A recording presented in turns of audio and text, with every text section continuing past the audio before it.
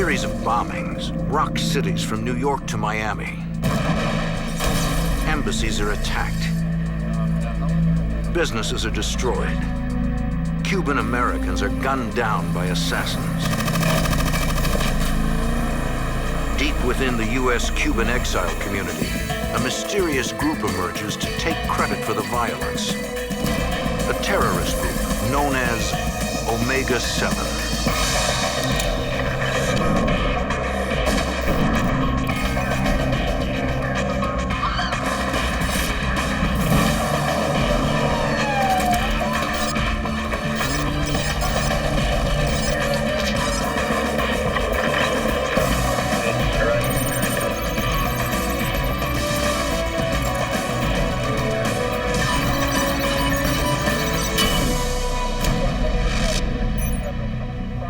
In the late 1970s, the FBI had a working knowledge of anti-Castro terrorists operating in the United States.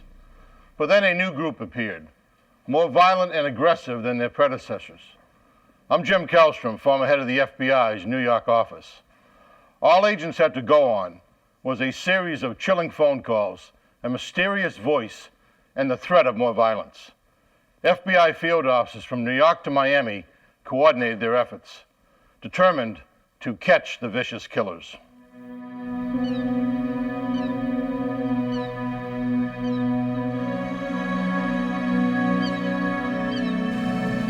New York City, the morning of June 6, 1976, uptown Manhattan. A massive bomb detonates at the Cuban mission to the United Nations. New York police and the FBI rush to investigate the explosion. I could actually hear the bombs go off from my apartment. Special Agent Larry Wack lives 3 blocks from the mission. He's on the scene in minutes. The devastation was unbelievable. My first reaction was, there's no way anybody walked away from this thing. And it turned out nobody got injured or hurt. Special Agent Wack examines the entrance of the mission. From the blast pattern, it looks like the bomb exploded directly in front of the door. He notices a security camera mounted overhead. Assuming that the guy walks up and sets it down at the door, he had to be on video. Agent Wack asks a Cuban diplomat for permission to look at the videotape. Videotape from your camera? Told us that we couldn't view it right away and that they would take a look at it and get back to me.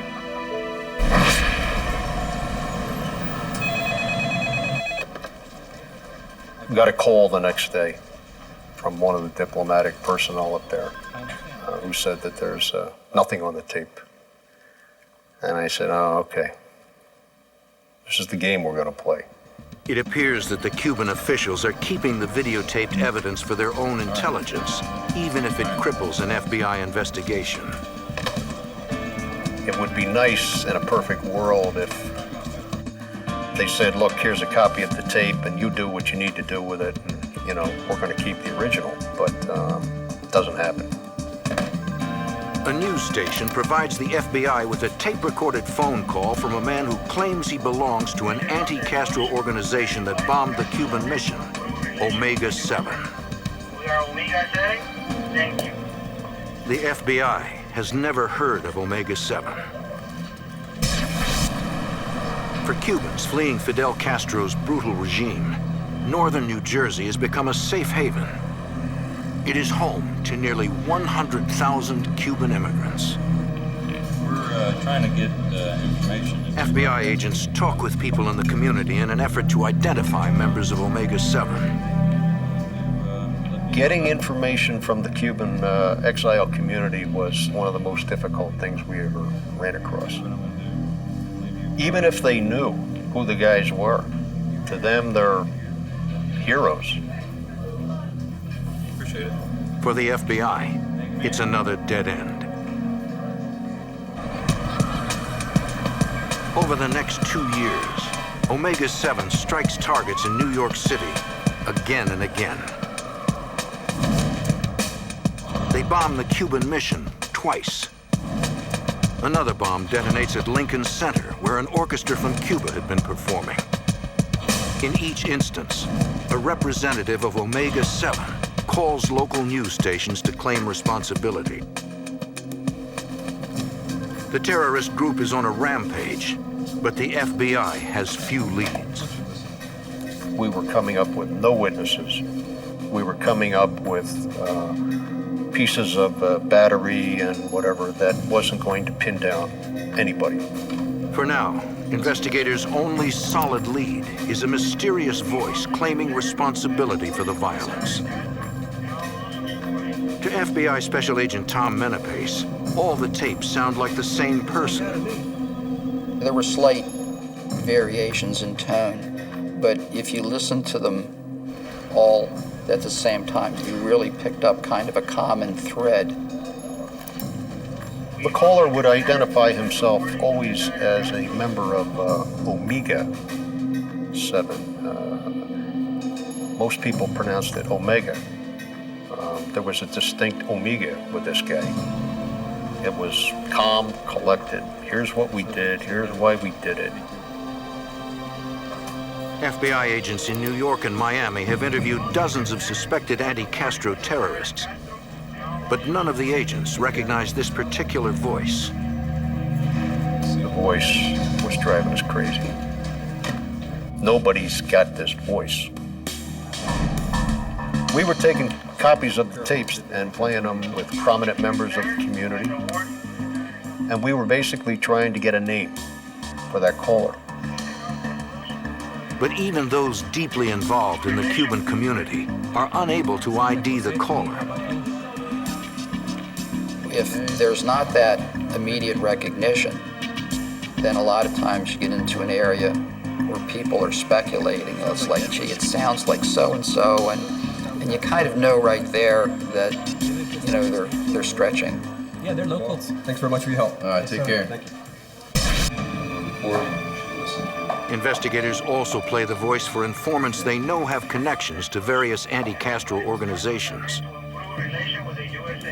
No one has any idea who the voice belongs to. Don't recognize anyone. And still, the bombings continue. Northern New Jersey, March 1979. Omega 7 bombs the offices of a Cuban businessman in northern New Jersey. His name is Eulalio Negrin, an activist who helps reunite Cuban refugees with their families in the United States. At the scene, the FBI finds no witnesses and little evidence. Investigators believe the bomb is only a warning. If they meant to kill Negrin with a bomb, I would think that they would have used a more powerful device and known that he was there and put it on his car or something like that. That fall, more than 3 years after the original Omega 7 attack, another bomb explodes at the Cuban mission to the UN. The same mysterious voice calls news stations and takes credit on behalf of Omega 7.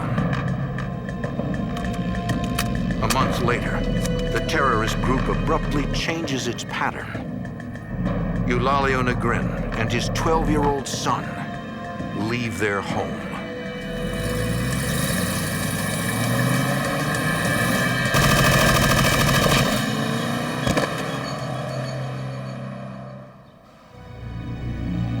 In New Jersey, 2 masked men attack a businessman for trying to free political prisoners in Cuba. The victim is Eulalio Negrin, a Cuban-American activist. Paramedics try to save his life, but he's lost a lot of blood. In the end, Negrin pays the ultimate price. Tragically, 12-year-old son witnessed his father's horrible killing.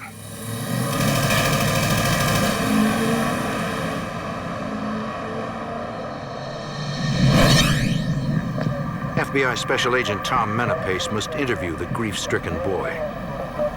He was in shock. Basically saw his father get killed. And that's pretty horrible. Special Agent Larry Wack is stunned by the brutality of the murder. There's a lot of unwritten rules out there in the game of cops and robbers and bad guys. Shooting a man in front of his son is not part of the rules. And I found that to be tremendously cold and calculating, and began to realize that we were dealing with some pretty callous fellas. Union City Police recover empty brass cartridges believed to be from the shooter's weapon.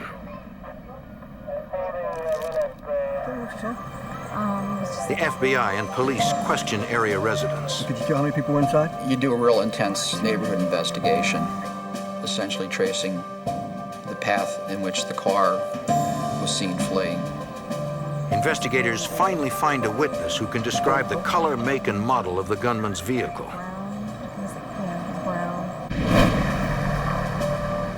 At the Newark FBI office, Special Agent Menapace listens to a news tape in which a voice proudly claims credit for Negrin's murder. The stakes are getting higher. It's gone from being, a bomb in a doorway, endangering people, to actually taking a life. A prominent man has been assassinated in front of his own home. But all Agent Menapace has to go on is a vague description of the killer's car. How many of them are registered in Union City or Hudson County or Elizabeth? Who are they registered to? Are any of those registrations people who we have as suspects in the case? In 1979, there was no computerized record system for vehicles by make and model. Investigators failed to find the killer's car. At the autopsy, a pathologist recovers several bullets from the murdered man's body. The bullets could be crucial evidence, but only if investigators can find the murder weapon. A month later, December 1979, the Cuban mission is bombed again. The Soviet mission is also attacked for providing aid to Cuba. The blast seriously injures an NYPD officer. Yet again, the mysterious voice of Omega-7 takes credit for both bombings. Miami, January 1980. A bomb partially destroys a small cigar factory. Now, how long? This is the third bombing in Miami in a year. 3 years now? To the FBI, the pattern is familiar. How about your local? Special Agent George Kaczynski is a bomb tech with the FBI's Miami field office. There was a tremendous amount of damage done, not just to the building, but to the cigars that were being manufactured there, which are manufactured by hand. As in New York, a representative of Omega-7 calls a local news station to take credit for the bombings. FBI Special Agent Tom Walzer believes the terrorists are trying to intimidate the shop owner, who advocates better relations with Cuba. The goal was ultimately to get to the attention of the Cuban community, but it was also to send a message to the individuals and businesses that had dialogue with the Castro regime, as well as to send a message to the island of Cuba itself. In Little Havana, a predominantly Cuban neighborhood in Miami, FBI agents and police continue to dig for clues. We have good access to Cuban leaders, to individuals in the community, as well as established sources that cooperate with the FBI and other law enforcement agencies, because the Miami PD has informants, Metro-Dade has them, FDLE has them, ATF has them. Despite their wealth of informants, the FBI comes up with nothing solid. Agents compare tape recordings of the Miami bombings with those from New York. They agree that it's the same person. As in New York, investigators play a tape for members of Miami's Cuban community. No one seems to recognize it. Manhattan, March 25th, 1980. FBI agents respond to a report that a bomb has been placed on a limousine belonging to the Cuban ambassador to the United Nations. Through interviews, investigators piece together what happened. When the chauffeur got the limo ready to take the ambassador to an appointment, he bumped the car in front of him. He got out to inspect the damage and found a shoebox wrapped in gray duct tape.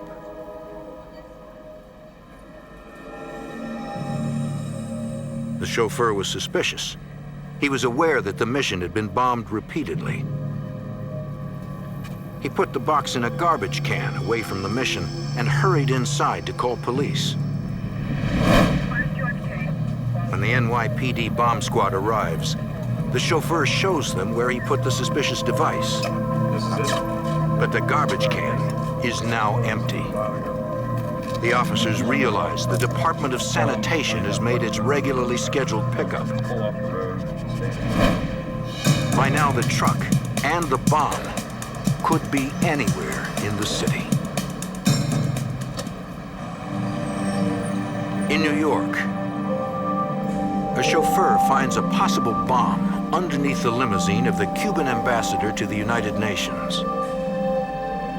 He places the suspicious device in a trash can and calls the NYPD bomb squad. By the time they arrive, the device has been picked up by a city garbage truck. The bomb squad catches up to the truck. They question the driver, according to FBI Special Agent Tom Menapace. When they first ask him, did you find something, a mechanical device in the trash? He says no. They're like, it might be a bomb, at which point he's like, it's in the cab. The driver had spotted a radio receiver inside the box. He was planning to take it home.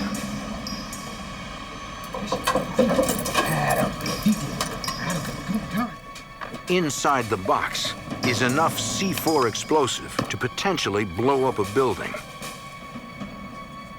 In the lab, an FBI bomb expert examines the device for fingerprints, hairs, and fibers. He finds nothing. Queens, New York, September 11th, 1980. Omega-7 claims another life. The victim is an attaché of the Cuban mission to the United Nations. To my knowledge, it was the first assassination of a UN official in the history of the UN on US soil. A newly formed FBI NYPD task force investigates. It's the first joint terrorism task force in FBI history. In the fall of 1980, the FBI gets a break in the case. A former anti-Castro radical contacts Special Agent Larry Wack. He feels innocent people are dying and decides to cooperate. The informant cannot identify the members of Omega-7, but he has heard a rumor about the group. He had learned that there had been a significant split in the actual Omega hierarchy, or as he called it, the board. Anything else? Agent Wack believes that once the FBI has identified suspects, they can exploit the division by pitting one faction against the other. 3 months after the murder of the Cuban attaché, a bomb explodes in front of the Cuban consulate in Montreal. At the New York FBI office, the task force wonders if Omega-7 members from the United States are responsible. According to the INS, shortly after the bomb exploded, a car entering the United States refused to stop for inspection. Border guards were unable to get the license plate number. The car was going too fast. But they did get a description of the vehicle. A short time later, a New York state trooper stopped a car matching that description.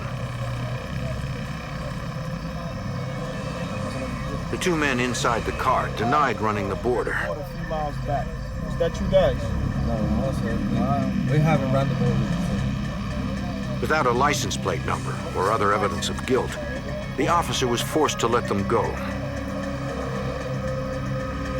But before he did, he wrote down the information from their driver's licenses, including their names: Enrique Erbons and Antonio Casaveres. The task force recognizes Erbons' name.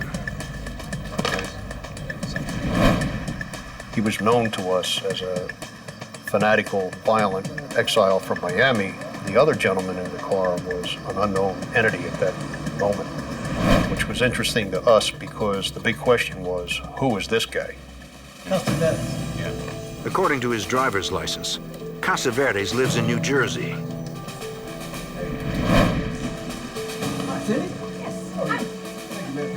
Agent Menapace visits his apartment complex to talk to his neighbors.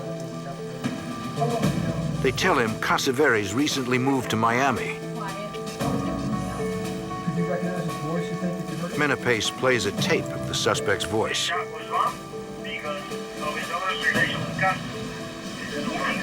The neighbors all identify the mysterious man, the voice of Omega 7, as Antonio Casaveres.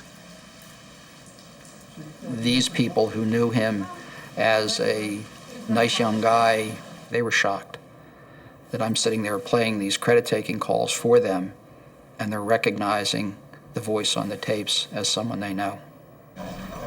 It's a huge break in the case. The task force immediately gets a subpoena for Casaveres' phone records and begins to analyze who he has been calling. It's like dropping a pebble in the water. The leads go outward because you see who he calls, and then you see who they called. We start to see heavy calling in times, in dates leading up to incidents, and then on the day of the incident, no calls. And then after the fact, calls. From the phone records, the FBI identifies 3 other likely members of Omega 7. They analyze the credit card records of all 4 suspects. Among the charges are several automobile rentals. The car rentals were really one of the biggest things that really became of interest to us.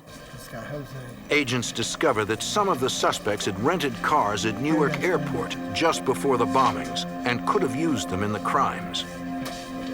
In fact, one man stands out because he had received a parking ticket across the street from the Cuban mission the same day that Omega 7 gunned down the Cuban attaché. His name is Eduardo Mazoras. Miami, September 11th, 1981. The bomb explodes at the Mexican consulate. Omega 7 takes credit. Hours later, a second bomb explodes at the Mexican consulate in Manhattan. Once again, Omega 7 claims credit. Although the explosions are over 1,200 miles apart, Agent Menapace believes it's possible that a single person placed both bombs. One person had the time to fly from Florida to New Jersey or New York and carry out the bombings. Agent Menapace rushes to Newark Airport to check the records of rental car agencies. I just was basically working my way down the line, showing the pictures, asking them questions. At the very last rental car company, Menapace learns he's on the right track. The employee looks at the pictures and he said, "You just missed this guy." Suspect Eduardo Mazoras had just traded in his rental car for a new one. He claimed that the brakes were bad. I said, "Well, where's that car that he just brought back?" And the guy said, "We haven't touched it yet." I said, "Don't touch it." I said, "He has one of your cars now." The man said, "That's correct." Agent Menapace knows it's a huge break. I had the car at the curb that I believe he'd used in the bombings. I had a hard suspect in Omega 7, renting the car just before the bombings in New York and a couple hours after the bombings in Florida. Agent Menapace asks investigators to meet him at the rental agency. Rental car place that I responded to. Time is of the essence. The FBI must stop Omega 7 before the terrorists strike again.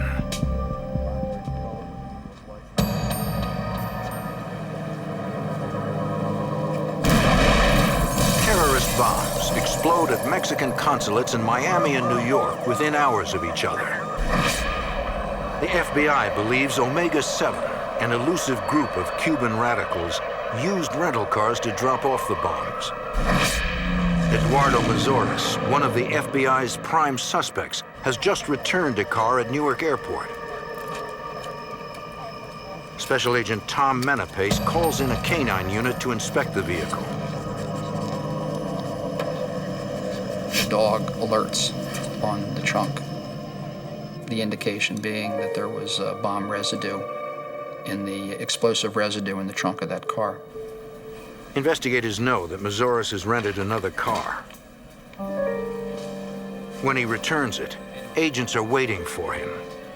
How you doing, sir? Good, Horn. Mazoras is surrounded by FBI agents, disguised as customers and rental car employees. But with only circumstantial evidence, they decide to surveil him rather than arrest him. I immediately recognized him. He looked just like his picture.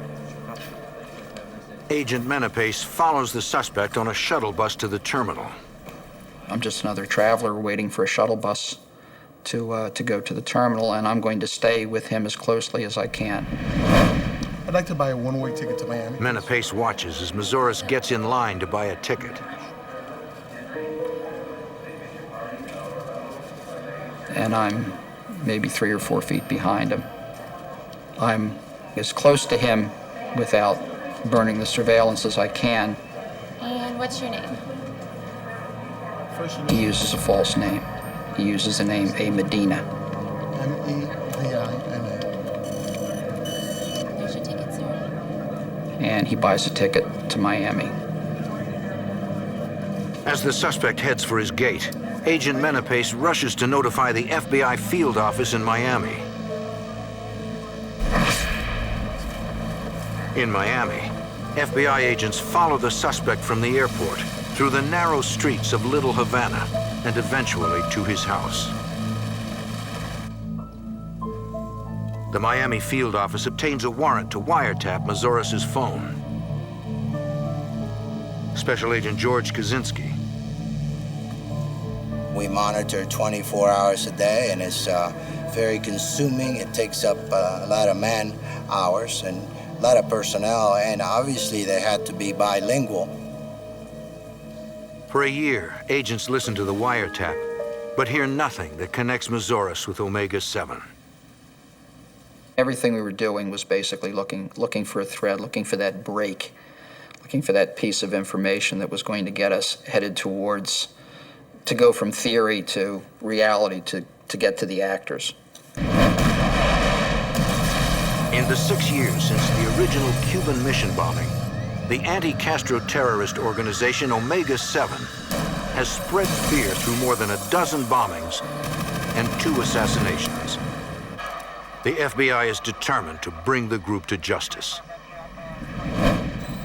On September 2nd, 1982, at the federal courthouse in New York City, prosecutors subpoena all Omega 7 suspects to appear before a federal grand jury.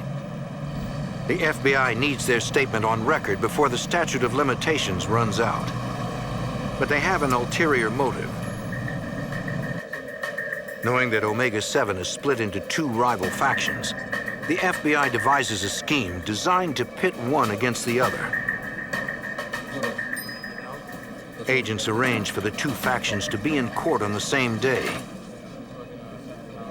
They watch as both groups meet in the hallway. It was evident to me in the courthouse, when we were all there on the same floor, that there was a lot of friction going on between him and them. There was a lot of animosity there. Agents want each faction to worry that the other faction may be cooperating against them. it could prompt some of them to make a deal. They certainly knew what they'd done, and they certainly knew who the members of the group were. And the fact that they're all there and we're all there is telling them, you know, without coming right out and saying it, the game's over. We're closing the circle on you guys. Most of the suspects assert their Fifth Amendment rights and refuse to testify. Only Eduardo Mazoras takes the stand. He denies everything. But 2 weeks after the grand jury confrontation, Agent Wack returns to his office to find a message from Eduardo Mazoras. Agent Wack returns the call immediately. He basically said, I want to come up to talk to you. Well, obviously, I'm not about to turn down that offer.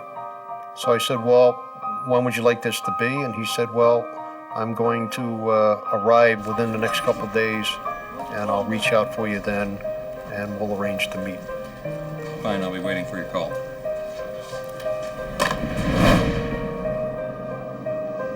Days later, Agent Wack and an NYPD detective meet Eduardo Mazoras at a hotel in Newark.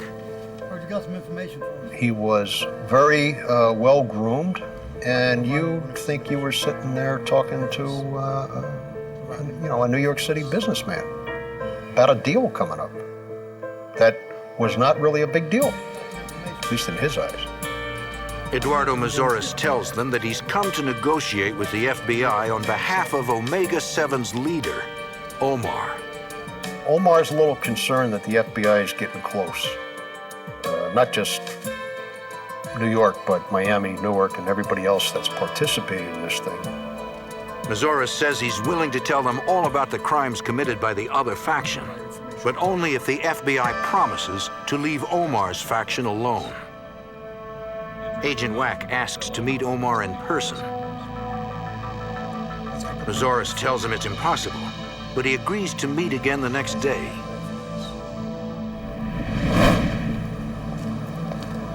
Agents suspect that Omar does not exist. Agent Wack fears that he could be Omega-7's next target. The first thing we did was look under the car we were driving, because at that juncture, I had no idea what this guy was up to. Possibly this was some sort of a setup.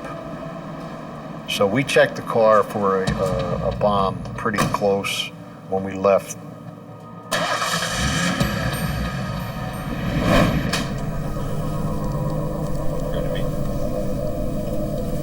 The next day, investigators meet with Eduardo Mazoras for a second time. They confront the suspect about Omar's existence. You're Omar, and you are here to negotiate this whole thing. And he said, yes, you're right. You're Omar. I have been someone in charge. You have the right to remain silent. Anything you say can and will be used against you. Investigators read him his Miranda rights. You have the right to talk to an attorney and have him present with you. Mazoras talks about the criminal activities of his rival faction. He started identifying the names of the people who put the bombs down. He initially had problems remembering who did what, because they had done so much. The other group? Mazoras reveals that the rival faction has more than 1/4 ton of explosives hidden away for future attacks.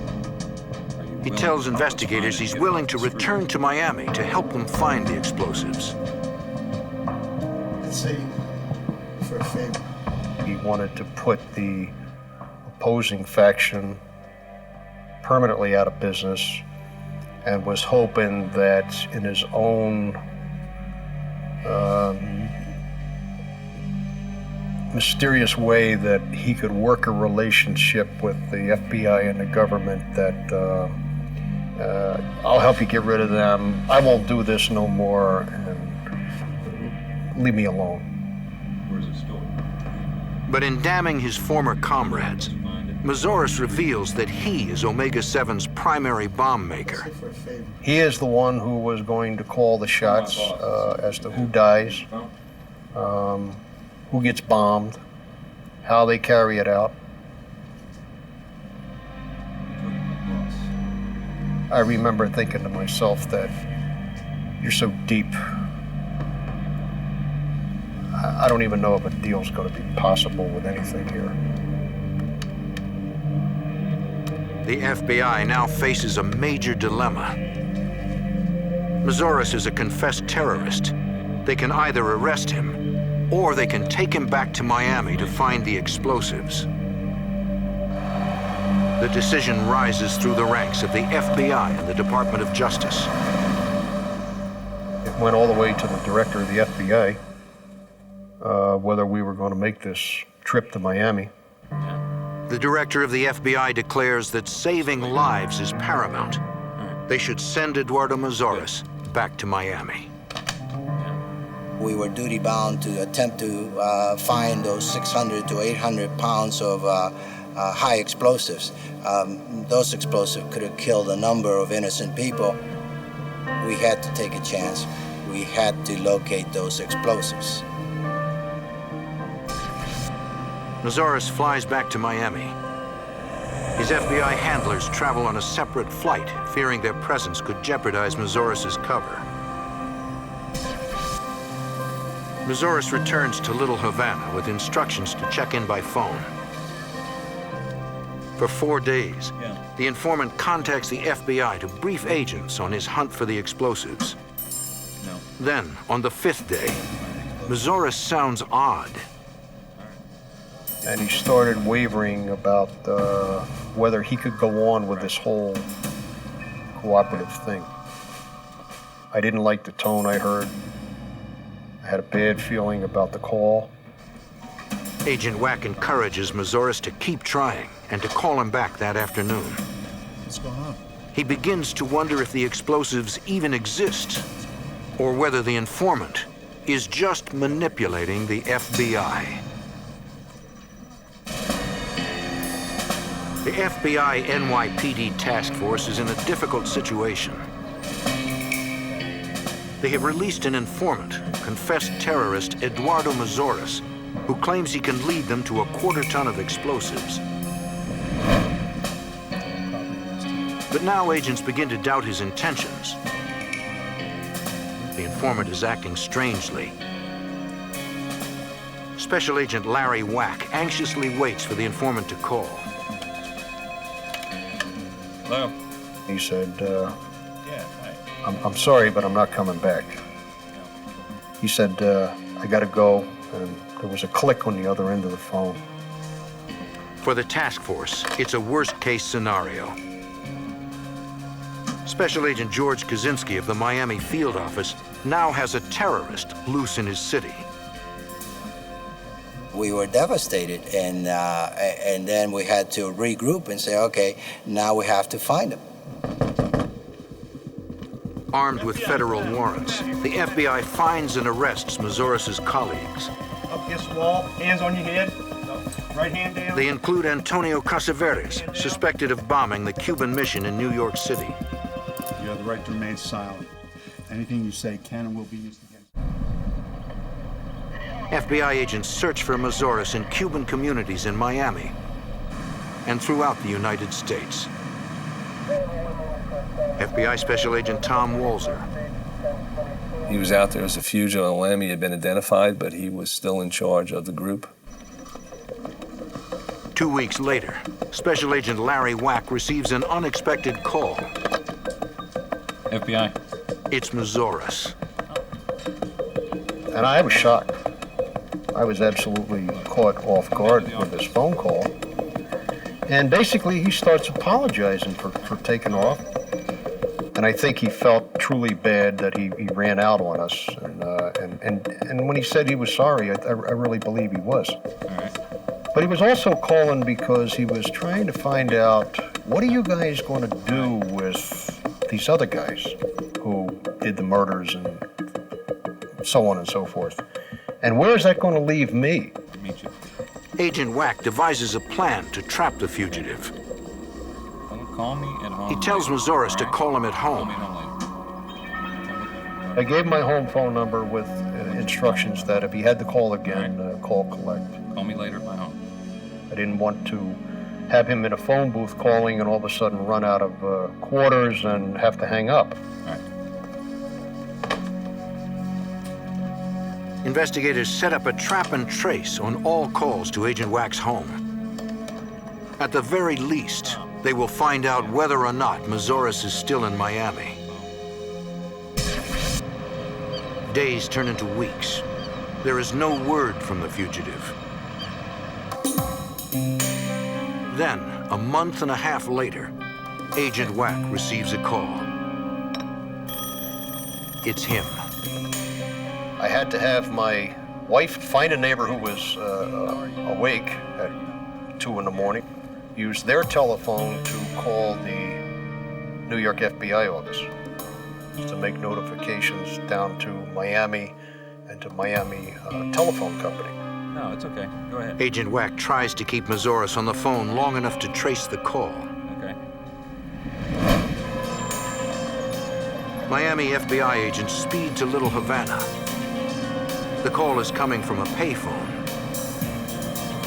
You're talking about having 3-4 minutes max, so our chances of getting there on time are very, very difficult.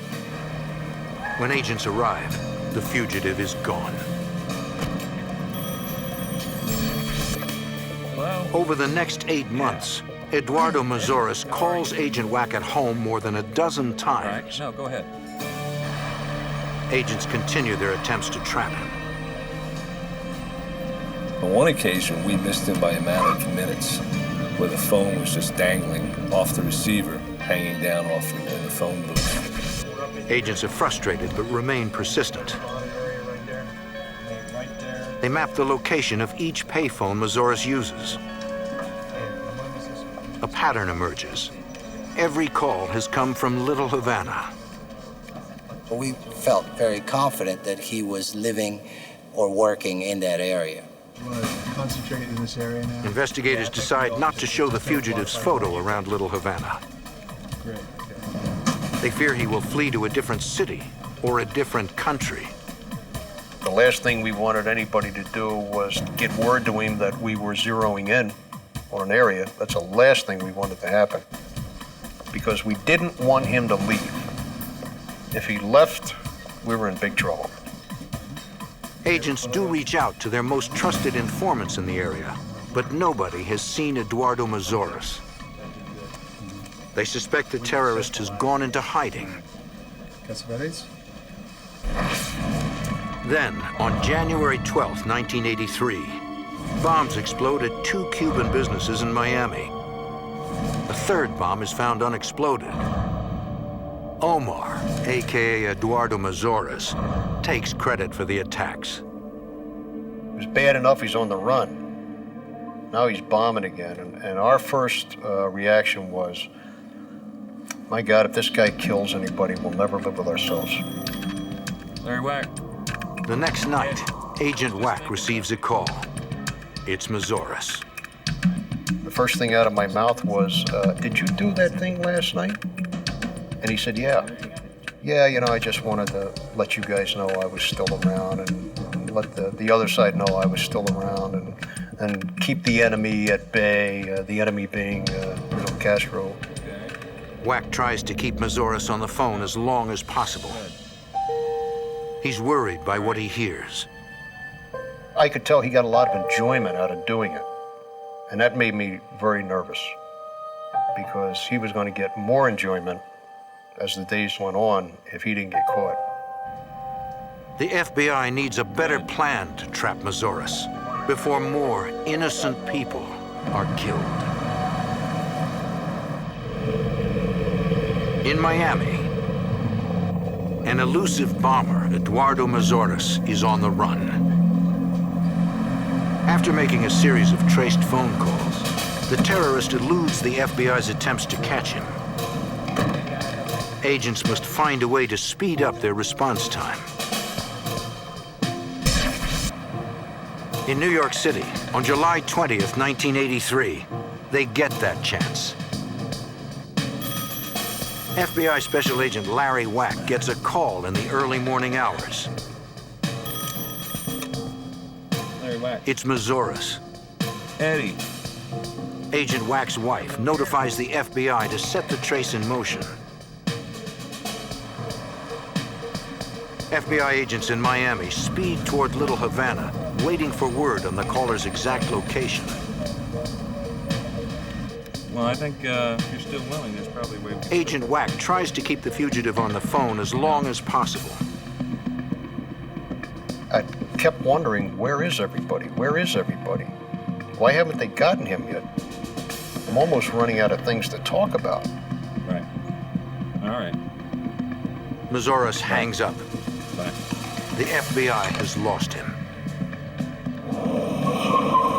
Moments later, an agent arrives at the payphone. Mazoras is gone. The agent notices a man resembling Mazoras enter an apartment a block away. FBI Special Agent Tom Walzer. We were very excited but guarded. And based on the location where he saw this individual go into, we had our hopes up. The FBI watches the apartment all night, but no one comes out. The next day, agents knock on the landlady's door. They show her a photo of the fugitive and ask if he lives there. She looked at the photo and said, yes, that's him. Right over at that house right there. I see.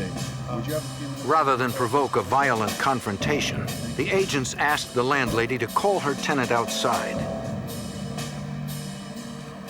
She knocked on the door and asked for him to come to the door in Spanish.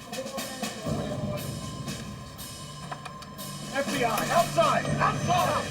Get him out! He was in complete shock when he saw us, a group of agents armed. He was very surprised, and he was placed under arrest. I'm in the kitchen, guys. Inside the apartment, agents find the tools of the terrorists' deadly trade. He had numerous weapons, silencers, Omega-7 stickers, vests, other paramilitary paraphernalia, bomb components. Agents also find remote control devices and half-built timers for setting off bombs. I think that he was preparing to conduct terrorist activities because those timers were at different stages. We felt very gratified that we were able to stop it before anybody got hurt. The federal jury convicts Eduardo Mazoras of bombings, conspiracy, and the murder of the Cuban mission attaché. He is sentenced to life in prison. Other members of Omega-7, already incarcerated, plead guilty to conspiracy to murder a foreign official and conspiracy to bomb property of a foreign government. They are sentenced to 10 years in prison. And I think it sent a message to the exile community that, look, we understand you're anti-Castro and you hate communism as much as most of us, but I got bad news for you, pal. You're not going to bring your methods to our streets. The successful conclusion of the Omega-7 case in the summer of 1983 does send a message.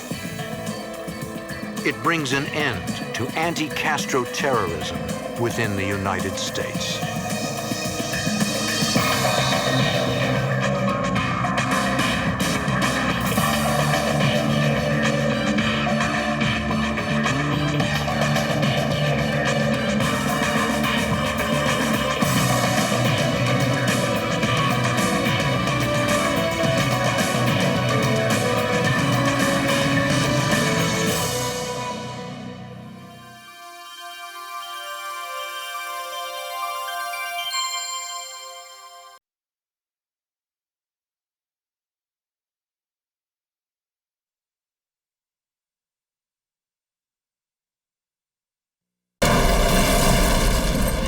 A series of explosions rip through New York City.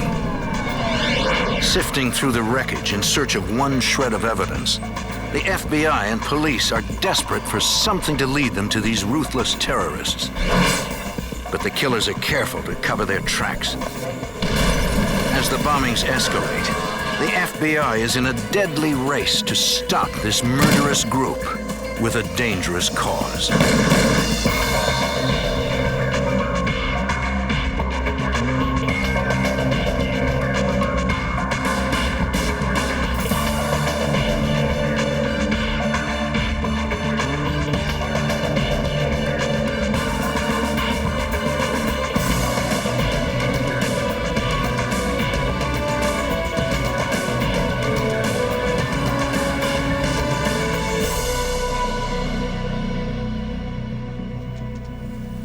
In the late 70s and early 80s, a legitimate Puerto Rican independence movement took hold in the United States. But a splinter terrorist group known as the FALN was suspected of executing hundreds of bombings in major U.S. cities. I'm Jim Castro, former head of the FBI's New York office. The terrorists were smart, well-organized, and deadly, and went to great lengths to conceal their identities. Agents were determined to shut them down before they hit again.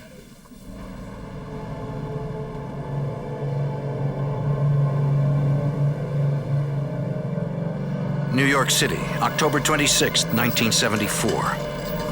Just after midnight. 5 explosions rock Manhattan. New York City police officers race to the scenes.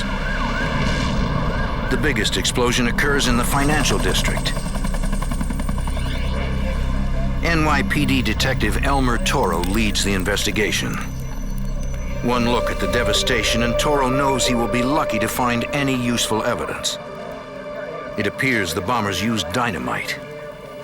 The problem with bombings is that most of the evidence disappears at the scene.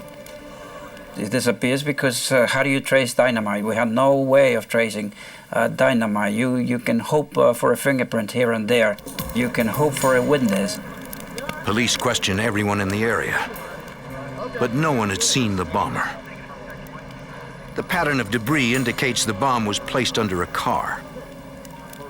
It was put under the engine block, and it picked up the car, and the engine just flew up in the air. Pieces landed up all the way up on the 6th floor. It was a pretty impressive bombing. We did realize quickly that we had a serious problem in our hands.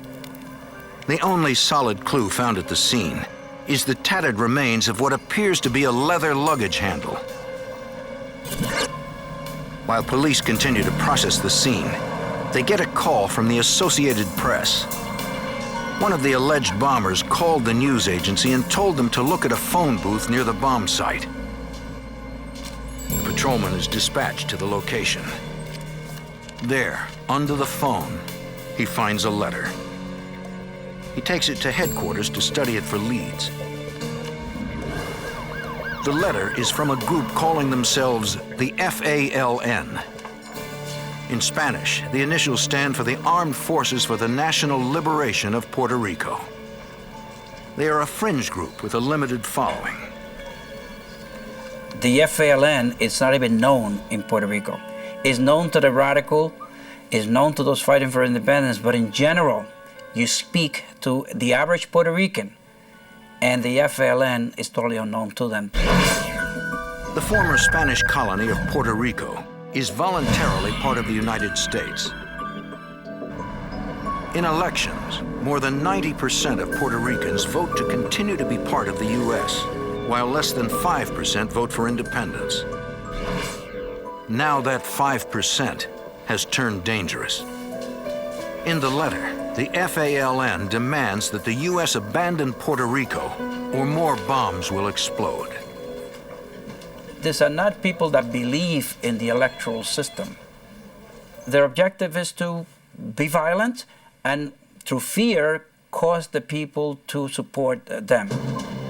What began as a bombing investigation is now a terrorist attack. And fighting terrorism is the job of the FBI. The NYPD goes to the Bureau. Detective Toro briefs FBI Special Agent Don Wofford on the evidence found at the bombing locations. The evidence showed that the device was a dynamite-like high explosive. definitely set off by some kind of detonator, because that's the only thing that sets off the sticks of dynamite. There were plenty of pieces to show a watch had been used as the timing device, and plenty of pieces of a battery showing that the battery had been used to complete the circuit. Pieces of debris showing that this device was in some kind of bag. Several pieces of a handle were found. It's not much to go on, but it's all the investigators have. They try to find out who made the handle. Perhaps they can use the information to learn who bought it. They then turn their attention to the communique. It demands the U.S. abandon Puerto Rico and release 5 Puerto Rican terrorists from federal prison. The terrorists have been in prison since the 1950s. Decades earlier, on November 1st, 1950, 2 Puerto Rican gunmen try to assassinate President Harry Truman and fail. 2 Washington, D.C. policemen are badly injured in the gun battle. 1 policeman, as well as one of the terrorists, dies. The surviving gunman is sentenced to life in prison. 3 years later, 4 more pro-independence Puerto Ricans are sent to prison after opening fire in the House of Representatives. Now Detective Toro and Agent Wolford theorize friends or family of the 5 may be behind this new terror group. I was hopeful that working on the background and the current status, maybe, of those 5 political prisoners would be some kind of lead. So we went behind each of those people. We checked their mailing list. We checked their people who visited them. At the same time, the NYPD and FBI monitor any Puerto Rican activists who have a history of promoting violence. 1 month after the bombing, the NYPD gets a call about a dead body in an abandoned building in Spanish Harlem. Rookie NYPD officer Angel Poggi, on his first day on the job, goes to investigate. Officer Poggi is of Puerto Rican descent and proud to have become one of New York City's finest. The door was booby-trapped, and he blasted him right across the street and ended his career on the spot. Although Officer Poggi survived the blast, he lost sight in his right eye. When police search the building, they find no dead body. The phone call was a lie to lure police into a deadly trap. The bomb squad recovers explosive residue and another luggage handle. Like the earlier bombing, they determined this bomb was made of dynamite. From the pattern of the blast damage, they suspect it was probably hung on the back of the door, possibly in a garment bag. Through another phone tip, police recover an FALN communique that proudly claims credit for bombing Officer Poggi. For the NYPD, this investigation has become personal. They're fighting for Puerto Rican independence, and the first cop they mutilate is a Puerto Rican kid. A Puerto Rican kid, because that's all he was. When they get to your house, you sort of react a little bit different. We knew we had a war in our hands. The communique says the bombing is revenge for the death of an obscure Puerto Rican poet, Martin Tito Perez. If you had put Martin Tito Perez's name out in Spanish Harlem, probably a lot of people might have known who he was. But in the rest of Manhattan and in the rest of the United States, of course, nobody would have known who Martin Tito Perez was, except the bomber knew. At this point, we knew we had a Spanish Harlem connection. A few days earlier, police photographed a Puerto Rican man in Spanish Harlem, handing out leaflets accusing the police of murdering Martin Perez in jail. Although Perez's death was officially ruled a the activist urges violent revenge against the police. His name is William Morales. William Morales was a very activist person in Spanish Harlem. He was one of the Puerto Rican independence type people who were at any demonstration, any rally or whatever. He was a player in the Puerto Rican independence movement. While Morales seems suspicious, police don't have enough to bring him in. They continue their search for anyone who knows anything about the crippling attack on Officer Poggi, but come up empty. While the investigation stalls, the FALN set their sights on a historic tavern in the heart of New York's financial district. The terrorists are raising the stakes for their deadly cause.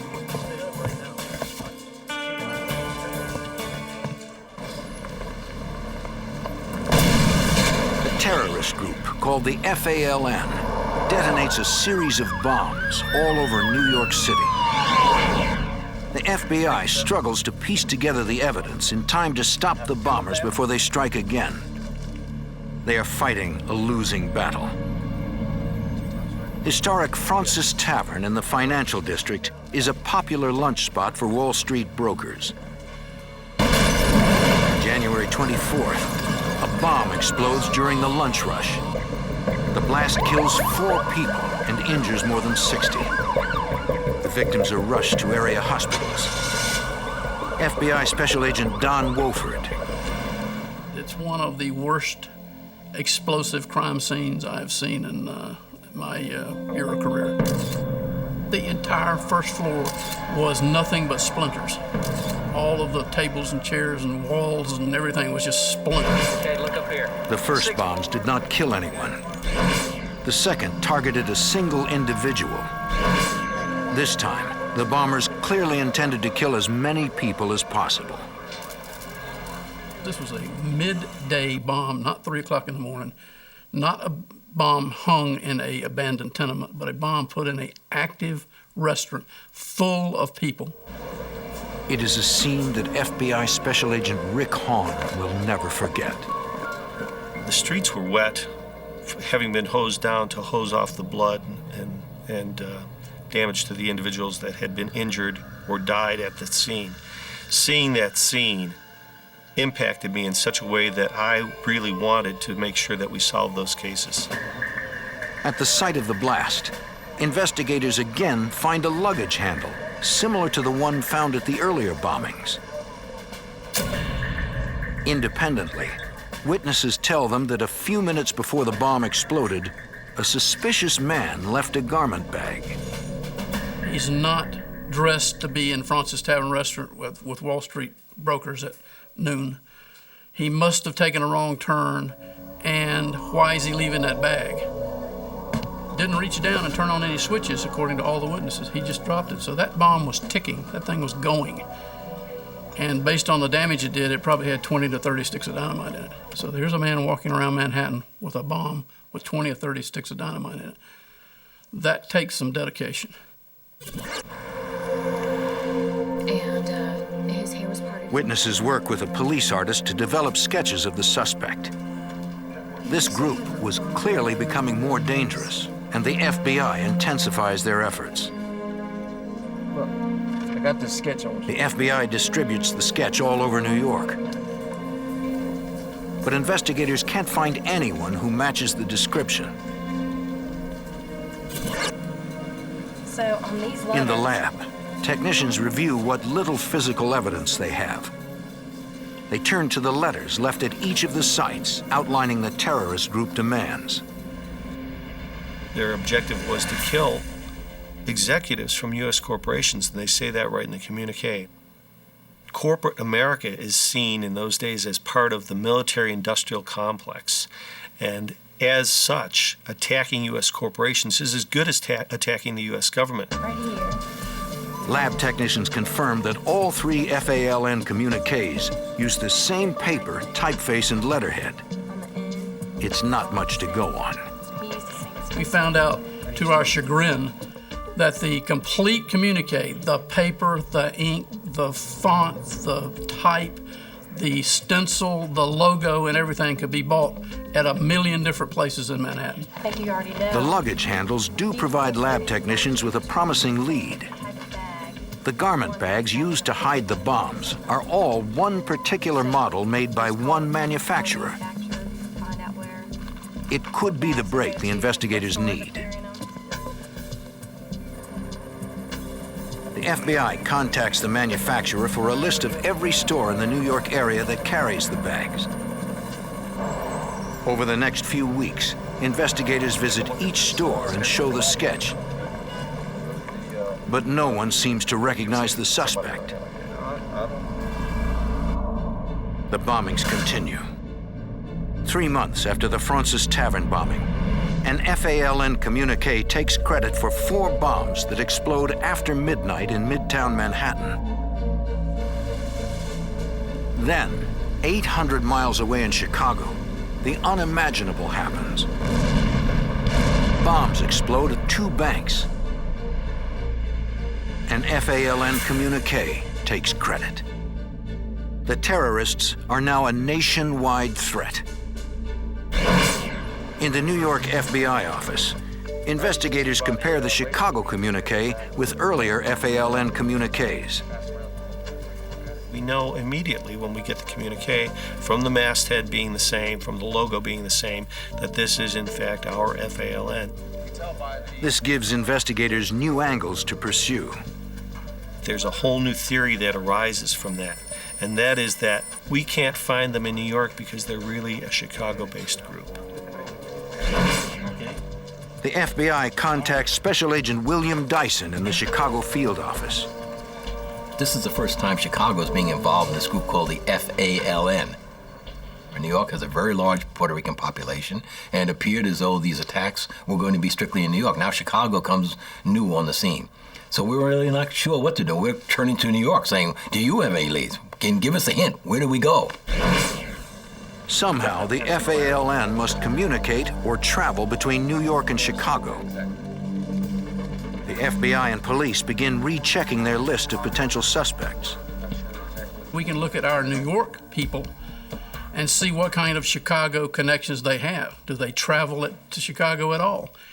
Do they, in turn, have visitors from Chicago? Is the travel the reverse? Do we see Chicago people in New York, and then do we have a bombing?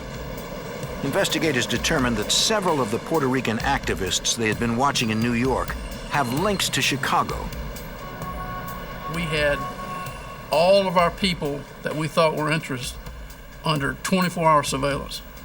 And by that, I mean we were sticking with them wherever they went. I would spend weeks and weeks on the street. We just couldn't get to the next level. Their surveillance is not working, and the terror continues. 9 months after the Francis Tavern bombing, bombs again explode in New York. This time, the bombs also tear through the financial centers of Chicago and Washington, D.C. Once again, the FALN takes credit. After the attack, law enforcement in Chicago and corporate security guards respond by searching around their buildings. Outside the corporate headquarters of an oil company, guards discover a suspicious bouquet of flowers linked to FALN. And they find 14 roses, high quality roses, like you would give for Mother's Day or something of that nature. Within these roses is this bomb. The Chicago police bomb tech defuses the bomb. Now, for the first time, investigators will have the opportunity to examine an unexploded FALN bomb, which could provide critical leads. A crime lab technician reads the unique identification numbers on the sticks of dynamite. It is traced to a dam project in New Mexico, but the trail stops there. No dynamite was reported stolen.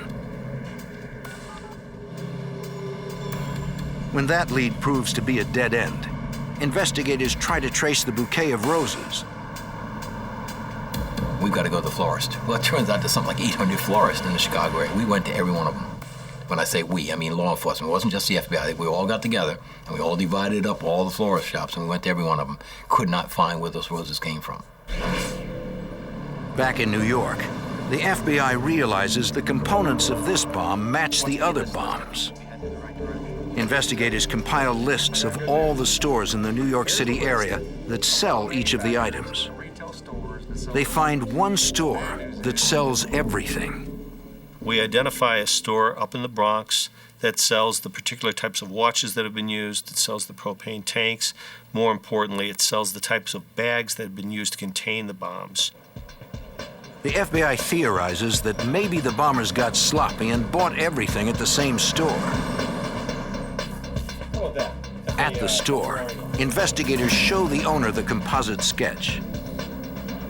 Couldn't say by name who the person was, but that a person similar in appearance to that person had been at this store, definitely buying a whole series of the bags and a whole series of the batteries.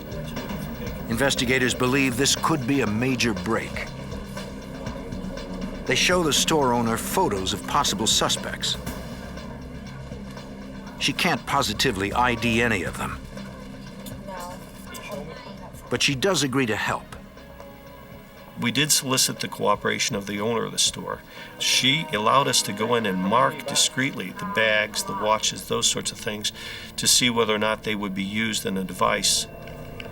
These marks might survive the blast and could confirm the items were purchased from her store. Investigators also establish round-the-clock surveillance.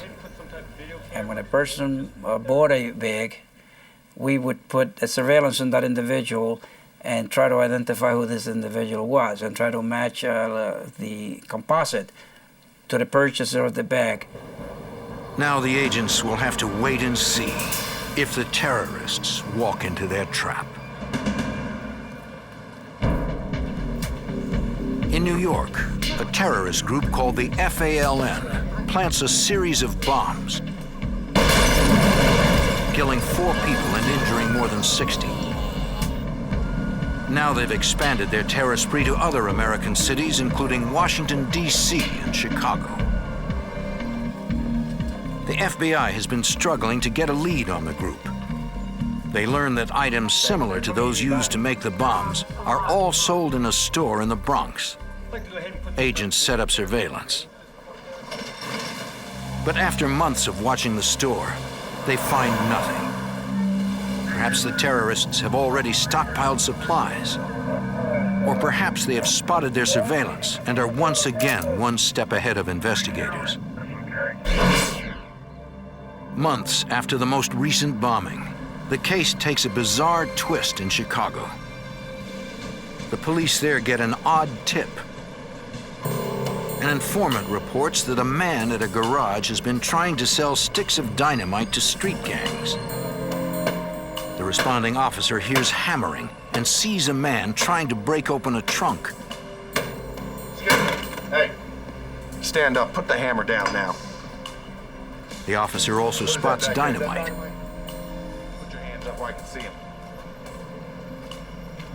The man says his friend stole it from an apartment that contains even more explosives. The FBI rushes to the apartment. Inside, they find more than 100 sticks of dynamite and other bomb-making materials. FBI Special Agent William Dyson. So we not only have explosives, but we also have propane tanks. We have a lot of drilled-out wristwatches.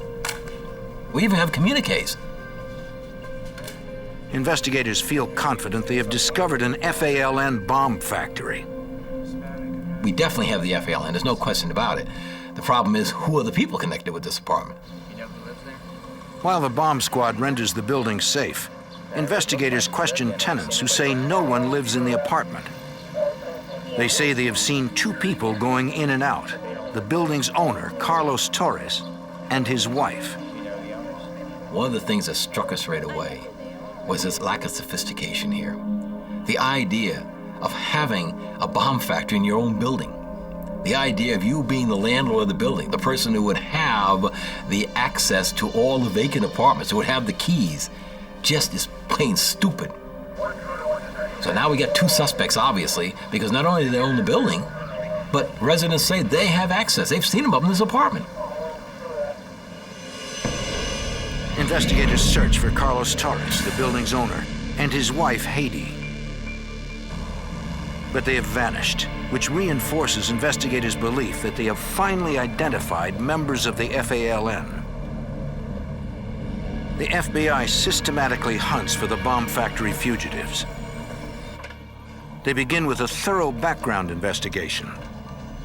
We pretty much followed the normal fugitive procedures, and that basically is to try to make a biography on each one of these individuals.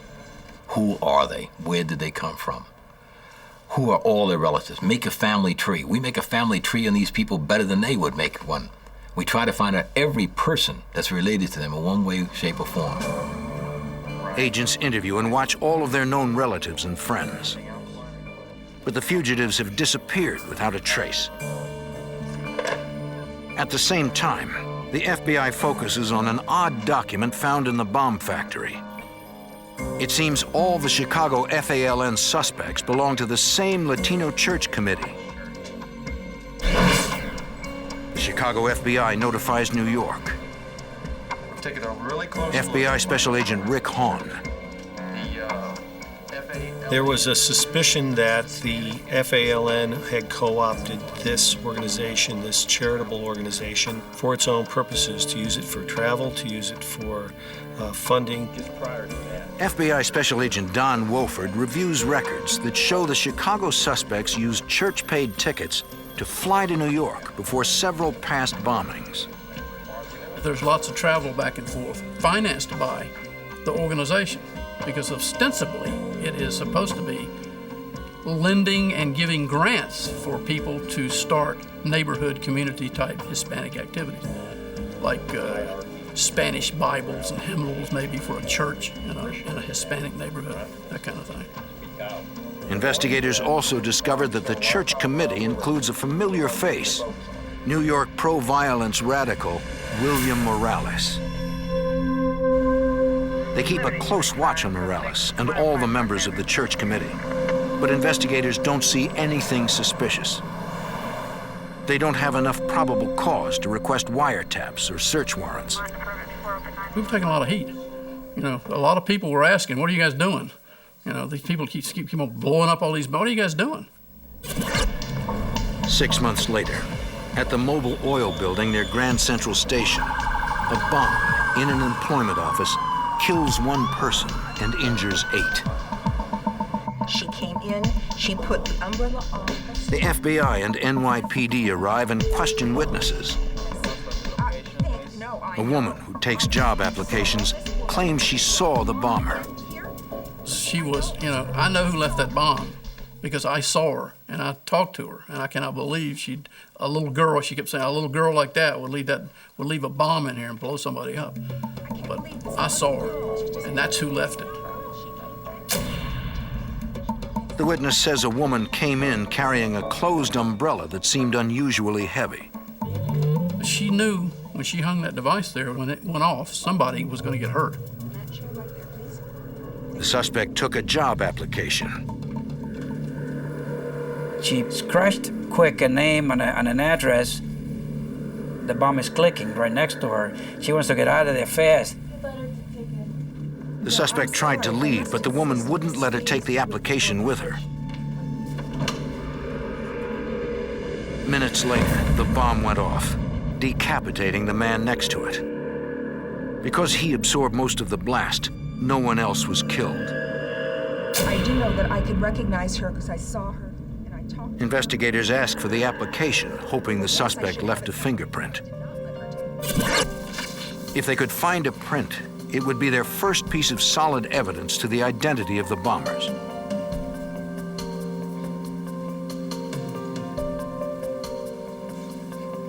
The lab uncovers nothing on the front of the application.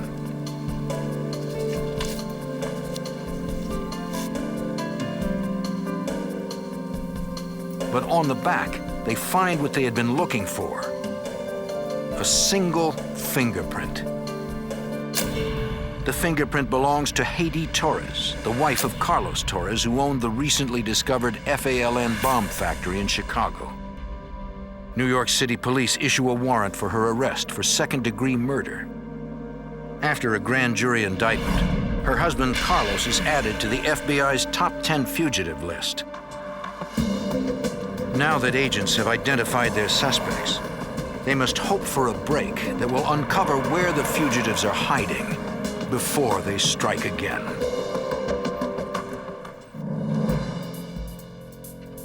A terror group called the FALN plants bombs in major cities around the country, including New York and Chicago, killing 5 people and injuring more than 80.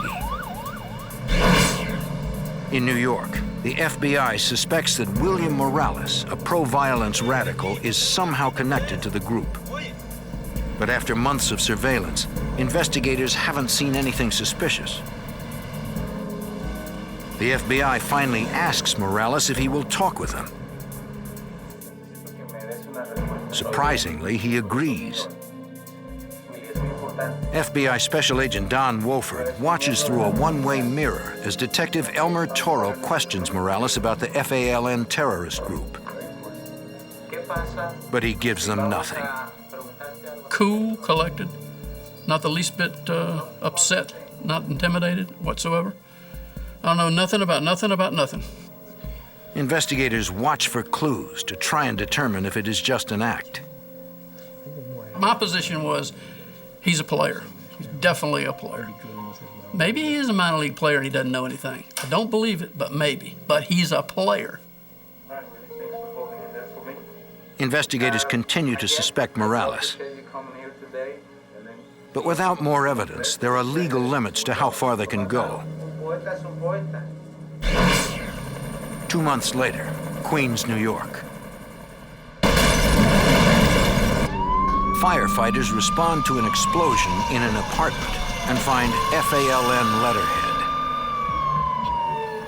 FBI agent Wofford arrives just as paramedics take a badly injured man from the apartment. Agent Wofford believes the man may be an FALN suspect and tries to identify him. But the man's face is badly injured and his hands are nearly blown off. Inside the bare apartment, investigators find 3 small pipe bombs. Evidence suggests a 4th pipe bomb exploded while being built, which explains how the man injured his hands. Investigators discover a copying machine and papers printed with the FALN logo. They also find a large stockpile of explosives. Detective Elmer Toro goes to the hospital to try to identify the suspected bomb maker. The man's hands are so badly injured that police are unable to get fingerprints. Detective Toro tells the man that investigators will learn his identity from evidence at the bomb factory. If you can see this. He might as well admit his name now. But the man can't speak. Manuel Rodrigo. I wrote a bunch of names of people that I suspected. Once we got to the name of William Morales, he moved and he agreed without saying who he was. But he basically identified himself.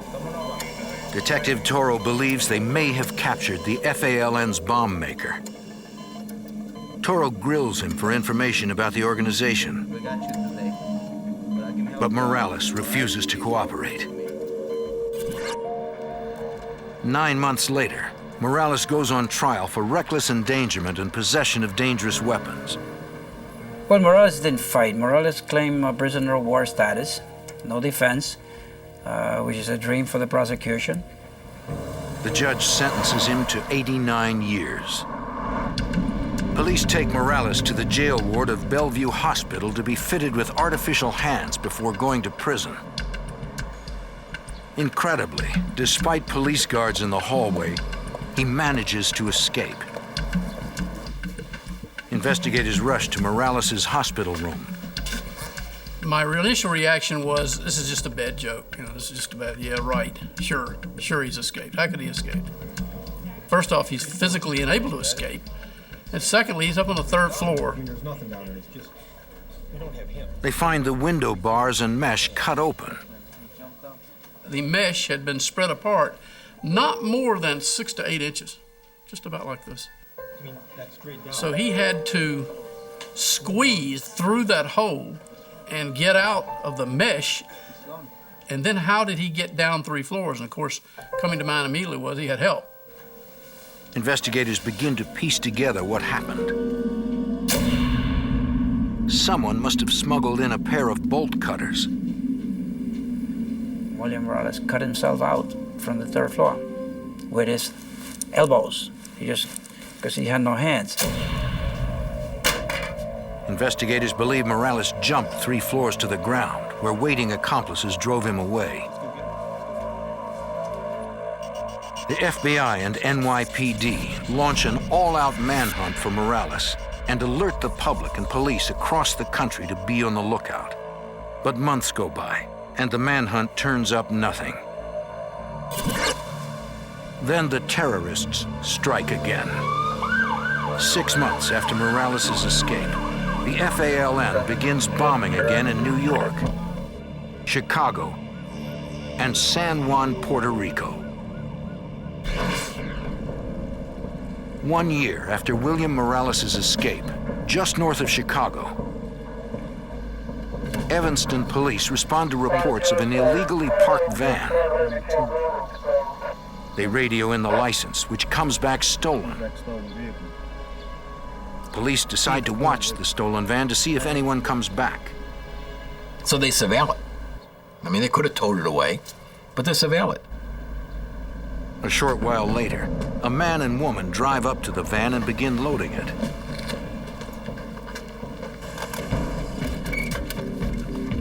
Police, put your hands up! Let me see your hands! Let me see your hands! Turn around! Face away from me! Stay right where you are! Police confront the two and find rifles.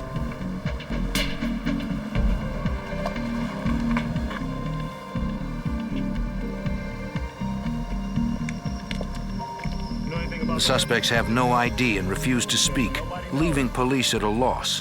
Where'd the weapons come from? They can't even figure out what nationality they are. So they bring him in. So they got those 2 people. A few hours later, in the same Chicago suburb, a citizen calls Evanston police to complain about a truck parked in a wealthy neighborhood. The woman says people have been coming up to the truck and climbing in the back all morning. A police officer comes out and tries to talk to the driver. What are y'all doing here in the neighborhood? Why are you here? Well, I'm visiting. Who are you visiting? I'm visiting that person over there. Well, who is that person? Well, I don't know his name and all. And press vague type of descriptions. It all seems very suspicious. You don't know the names at all? The officer glances into the truck and spots the butt of a handgun. Gun! Put your hands. Now he knows he's dealing with armed suspects, and there may be more of them hiding in the back of the truck.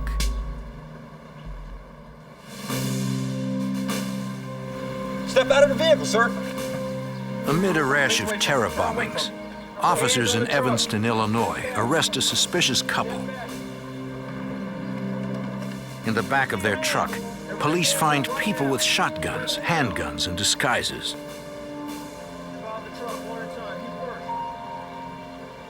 Officers arrest them as well.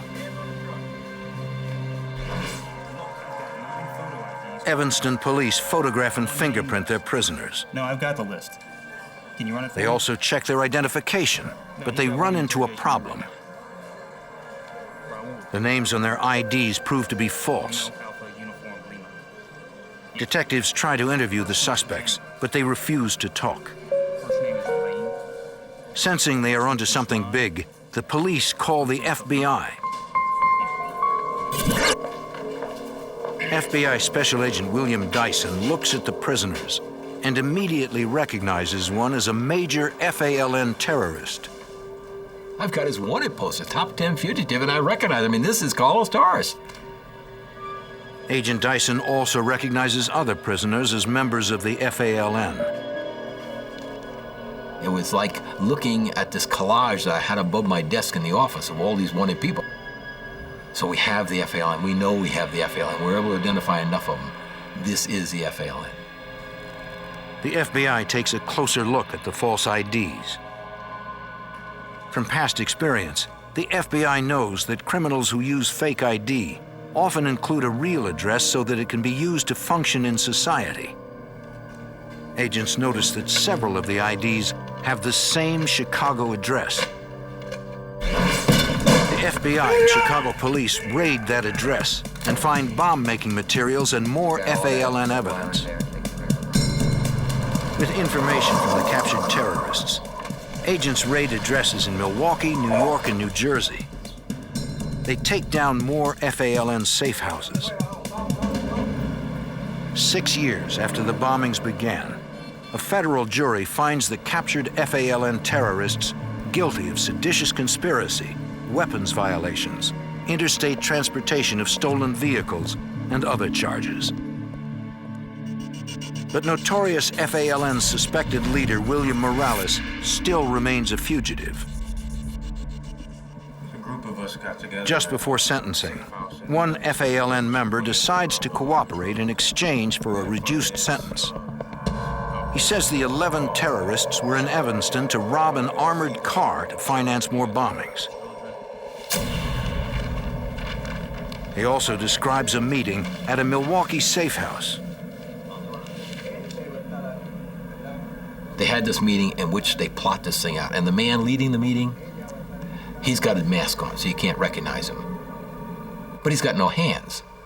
So immediately, everybody knew it was William Morales. Fanatical FALN leader William Morales' hands were maimed years earlier while making a bomb.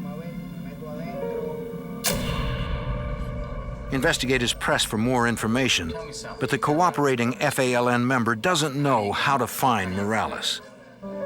Agents try a different approach and question their informant about how the FALN recruits members.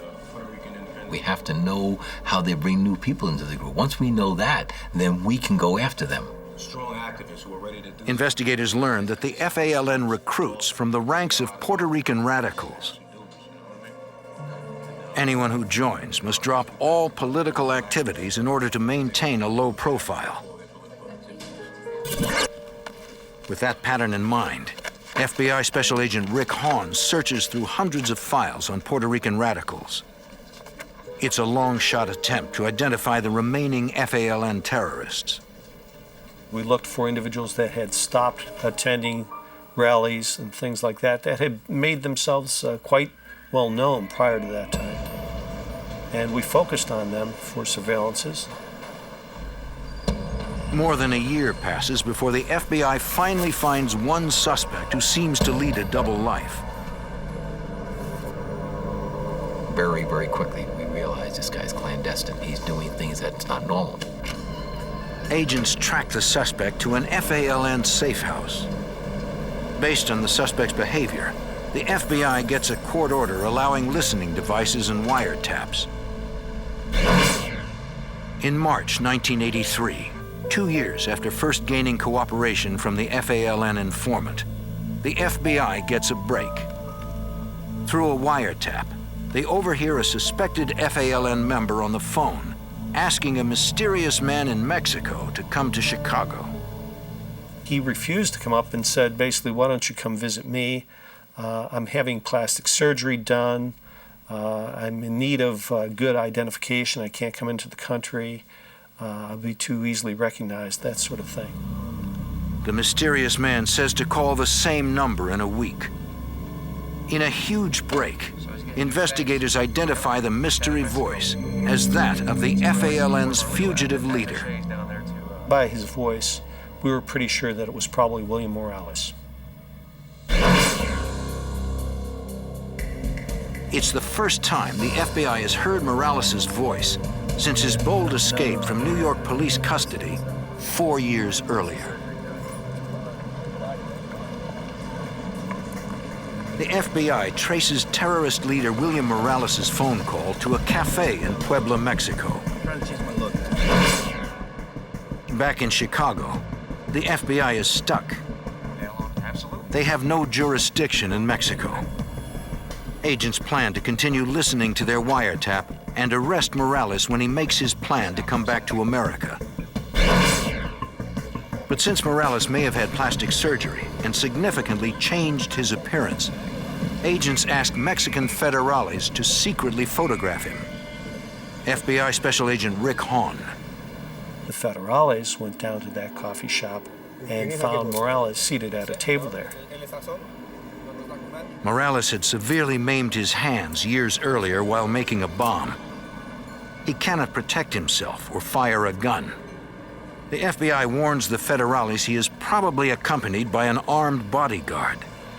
FBI Special Agent Don Wolford. We told him, hey, this guy's got backup, you know, watch it. You just can't walk up with this guy and say, in the car. The federales don't see a bodyguard and decide to make the arrest themselves.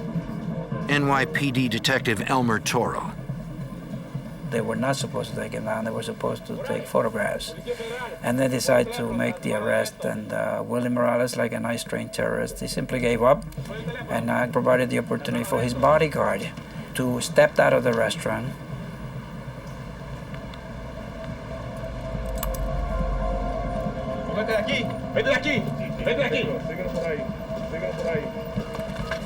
The bodyguard opens fire, shooting both federales, one of them critically. The other federale returns fire, killing the bodyguard.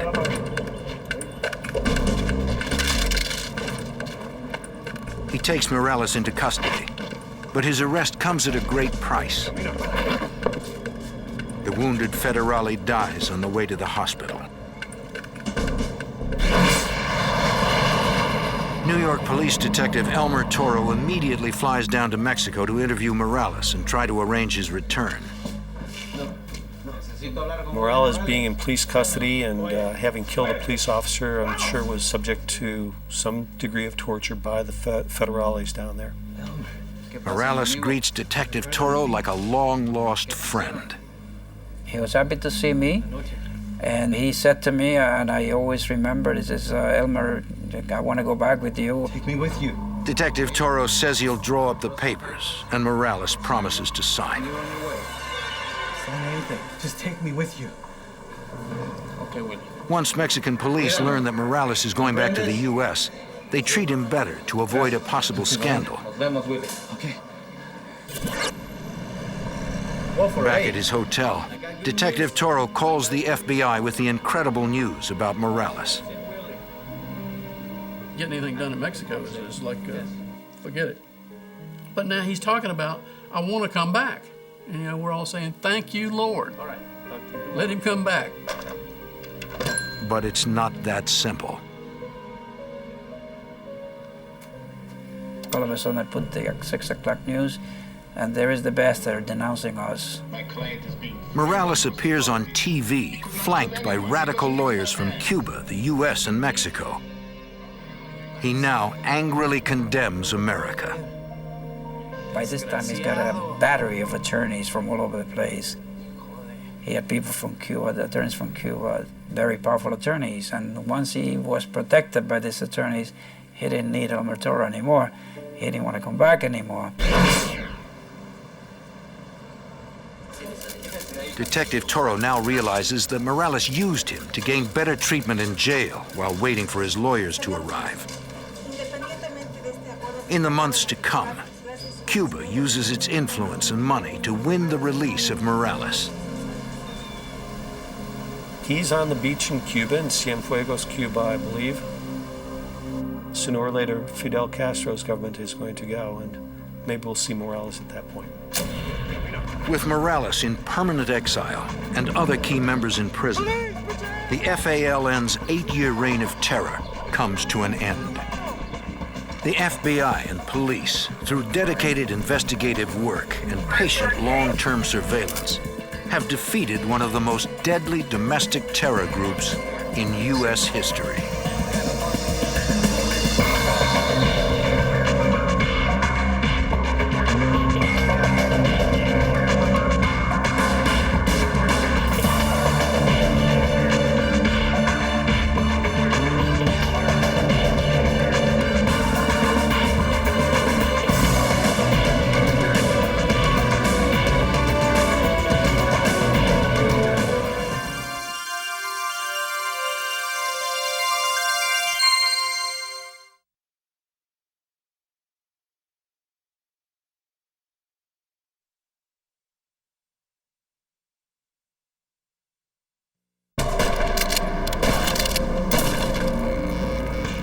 A ruthless grab for power tears a city apart. A crime family splits in two as the young and the old fight to the death. The FBI is caught in the middle as they infiltrate the syndicate in a desperate attempt to end the brutal war raging on the streets of Philadelphia.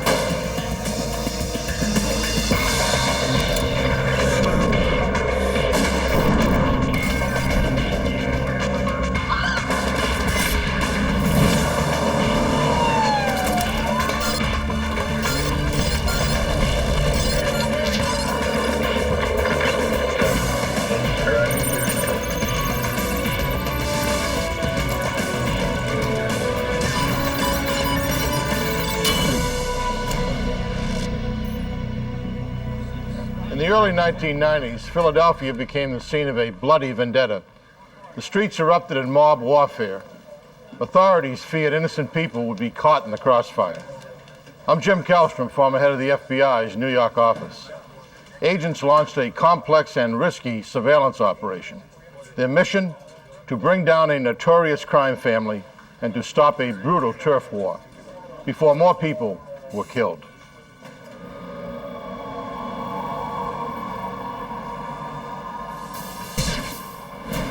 (1990). A quiet morning in South Philadelphia, Pennsylvania. Joe Andruzzi is being wired by the FBI. He's a 20-year-old accounting student at LaSalle University, and he's in trouble. He's been betting on football through a Mafia bookmaker. He was winning at first, but his luck turned sour. He owes the mob $1,000. It's a debt he cannot pay. You understand? I don't think you do, son. I don't think you got it at all. But you understand what's going on here. In way over his head and afraid for his life, Andruzzi contacted the FBI and asked for help. It's money, kid.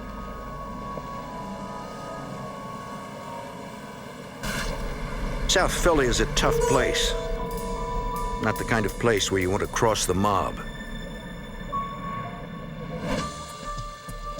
La Cosa Nostra, the Italian syndicate of organized crime families, runs a profitable and bloody business there. Gambling, loan sharking, and extortion rackets.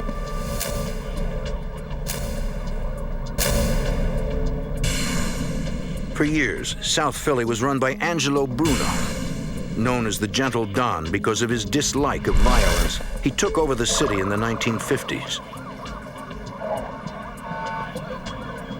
He was brutally murdered in 1980. The man suspected of being behind the hit was Nicodemo Scarfo. Nicky Scarfo took over Bruno's empire. He was a cold-hearted killer who ruled the city by violence. But now Nicky Scarfo is in jail. The FBI wants to find out who is running the Philadelphia mob while the boss is behind bars. Andruzzi's problem with the loan shark gives the FBI the perfect opportunity to collect new information on the organization.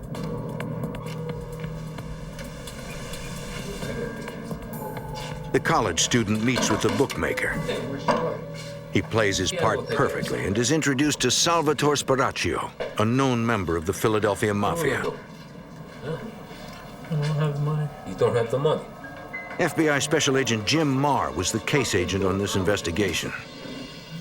Salvatore Sparacchio didn't make any overt threats, but the implied threat, I'm the boss of the family, you gotta pay. I want $120 a week for 10 weeks. The boss offers a repayment plan. Although the mob is charging little more interest than a credit card company, the penalty for defaulting on the loan has a far higher price. Nicky, here, take some cake home to your wife. Hey, thanks, Bob. All right. For the next 10 weeks, the FBI gives Andruzzi the money to make his payments. And each time he takes the money to the bookmaker, the FBI records the conversation, building their case against Salvatore Sparacchio. Each payment is evidence of the crime, of racketeering. But the FBI is not interested in making low-level gambling arrests. How we doing, huh? They have a much bigger target. I'm sure it's all there. The ultimate goal is to destroy the Philadelphia Cosa Nostra family as a crime problem. Nicky, some cake? Hey, Boogie, you know too much. The tactics we use are to attack the hierarchy. The structure is the target, and we attack the target through the hierarchy. They need more information. So on Christmas Day, when they know it will be closed, the FBI breaks into the bakery shop. We proved to the judge that gambling activity and loan sharking activity was taking place in an Italian bakery. The judge authorized us to put microphones in.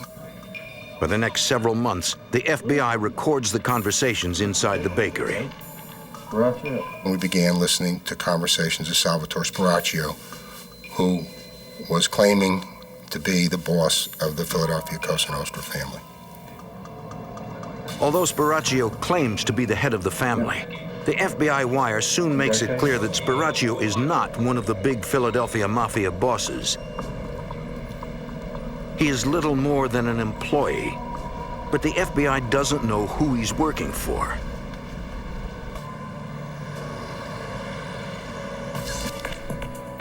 Thinking he can lead them to his boss, the FBI surveillance tracks Spiraccio to a law office in Camden, New Jersey. There he meets with other members of the Philadelphia Mafia, including one man well known to the FBI, John Stanfa. John Stanfa is a Sicilian immigrant and a made member of the Sicilian Mafia. He worked as a driver for the late Angelo Bruno, aka the Gentle Don, former head of the Philadelphia family. Stanfa was implicated in the murder of the former Mafia boss in 1981 and was apprehended in Maryland. He was convicted of perjury in his testimony before a grand jury that was probing Bruno's death.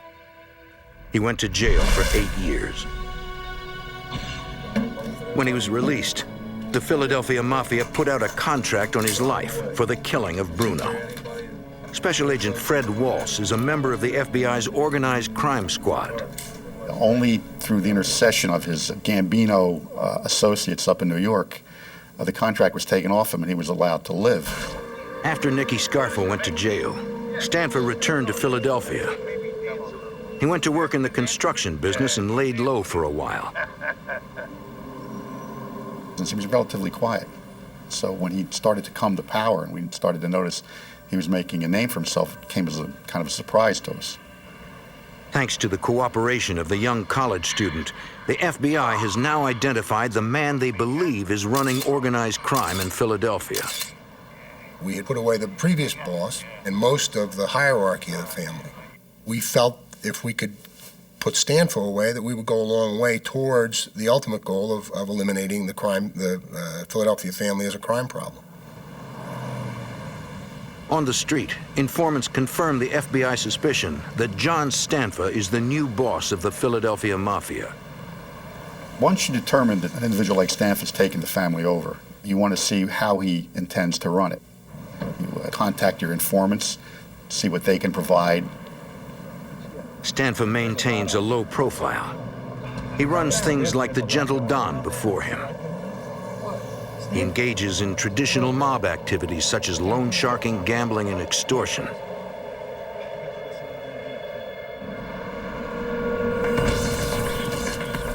The FBI wants to find out where he is conducting business.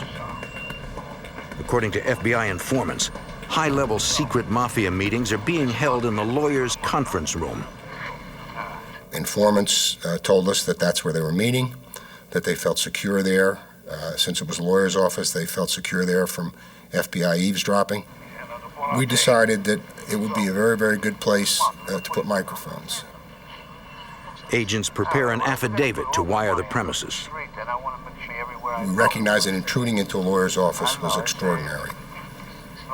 The affidavit had to go down to the FBI headquarters. The director of the FBI personally signed off on it. A federal judge gives the FBI the green light. Agents install a hidden video camera outside the law office so they can monitor anyone who enters or leaves the building. How about now? A special FBI entry unit will install a hidden microphone inside the law offices.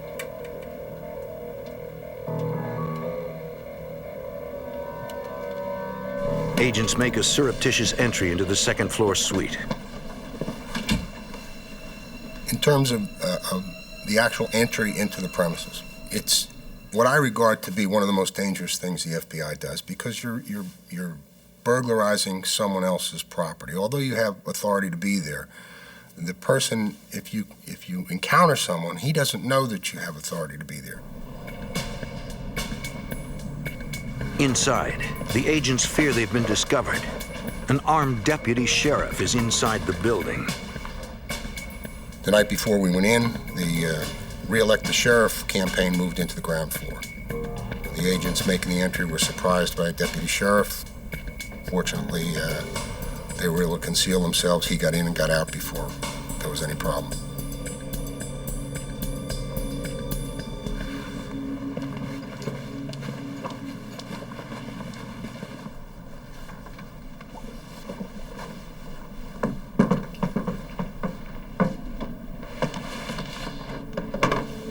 The technicians install a microphone in the conference room. The surveillance agents will first try to identify each suspect and determine their roles in the organization. There's 18 FBI agents who do nothing but physical and photographic and video surveillances. Most of their work they did for the organized crime squad. So we've got a lot of manpower out there, and we've got people who know how La Cosa Nostra works. And we can a lot of times figure out a hierarchy just by watching the way that they behave towards one another. That, coupled with information coming from informants, can tell us who the hierarchy is. Agents monitoring the conversations have to match the voice on the wire to the face in the video surveillance. John Stanford was very easy. He had a very heavy Italian accent, so it was very easy to figure out when he was speaking. But the agents have a problem. The conversations we intercepted in the office indicated to us that they were leaving the conference room and going somewhere. After going to all the trouble to plant the wire, the mob boss moves the meetings. The surveillance agents will have to find out where the meetings are now taking place. They will have to place another bug. They're gone. They're somewhere else.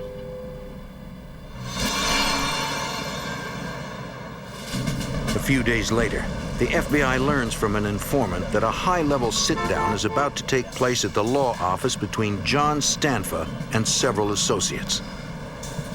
They need to get the new bug in place before the meeting. But they don't know where the meeting will be held. Agents dispatch an undercover detective to follow Stanfa into the office. Philadelphia detective Mark Pinero gets the job. We tried to come up with a reason to actually go into the law firm to get a closer look at what was going on. So we had come up with a cover story utilizing a name of an attorney that we knew had left that firm. But it does not go exactly as planned. This unknown individual held the door for me to go in first, which kind of set me back because I wanted to go in second. I wanted to see where they were going before I was attended to. But I was relieved when I walked in and the receptionist greeted John Stanfa, and John Stanfa told her, "Let him know I'm here." And the receptionist immediately keyed her intercom and let the lead attorney of this law firm know that John was there and to send him in. So not only was I able to get her to identify John Stanfa, I was able to stand there and watch him go down to the actual office of this lead attorney at this law firm. That's good. That's real good. Okay, lock it on. Thanks. With this information, a federal court approves an affidavit for a second break-in at the office. Agents install hidden microphones in the attorney's office.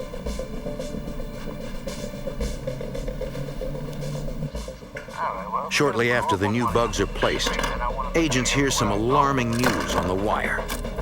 The mob bosses are afraid they are being watched. They hire a private counter-surveillance contractor to sweep the law offices for bugs. If he finds a listening device, the entire operation could be destroyed. The FBI in Philadelphia is closing in on mob boss John Stanfa.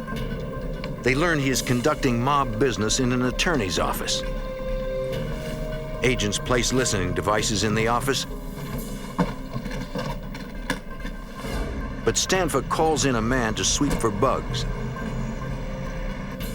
Agents watch as the sweeper enters the building. Their entire case could collapse if he finds their bugs.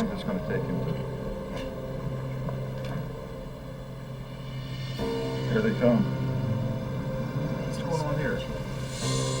But after a few tense minutes, the private contractor completes his sweep without finding anything. We'll be able to. It sort of brought a smile to everybody's face because they basically brought in an expert who didn't detect anything. So that would bring sort of a feeling of ease on their part. And I guess our expectations were that they would be even more at ease to discuss further criminal activity. Now, with microphones in the conference room and the lawyer's private office, the information begins to come in. The FBI learns that John Stanfa is having problems with a group of young mobsters. Born and raised in South Philly, their allegiance is still with Nicky Scarfo and the Mafia regime before Stanfa took over. They are known as the Young Turks. As far as they're concerned, Philadelphia is and always has been their turf. And the Young Turks deserve to be running the crime family, not newcomer John Stanfa. I always do the best job. Joey Merlino is the boss of the Young Turks. Michael Changlini is the #2 man. Joey and Michael have known each other since grade school. FBI Special Agent Gary Langan is the co-case agent. They didn't like the fact that John Stanfa, who what they considered an outsider, would come in and take over the mob family. And so they were trying to organize their own little group, even though they were part of the overall picture. And they wanted to be in charge. Informants tell the FBI that the Young Turks are not taking orders from John Stanfa. He doesn't run the city. They bragged about who they were and who they were aligned with. Bragged about how they were going to take the city over. They were the legitimate successors to the previous mob members under Nicky Scarfo. They were going out and shaking down bookmakers, drug dealers, and even in shaking down legitimate businesses, and weren't sharing the profits, kicking upstairs to Stanfa.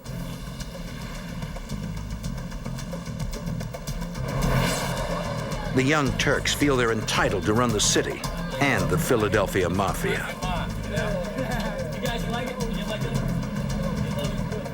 The aging John Stanfa, the old world Sicilian boss, resents the ostentatious lifestyle of the Young Turks. The Young Turks, if you will, were very, very flamboyant.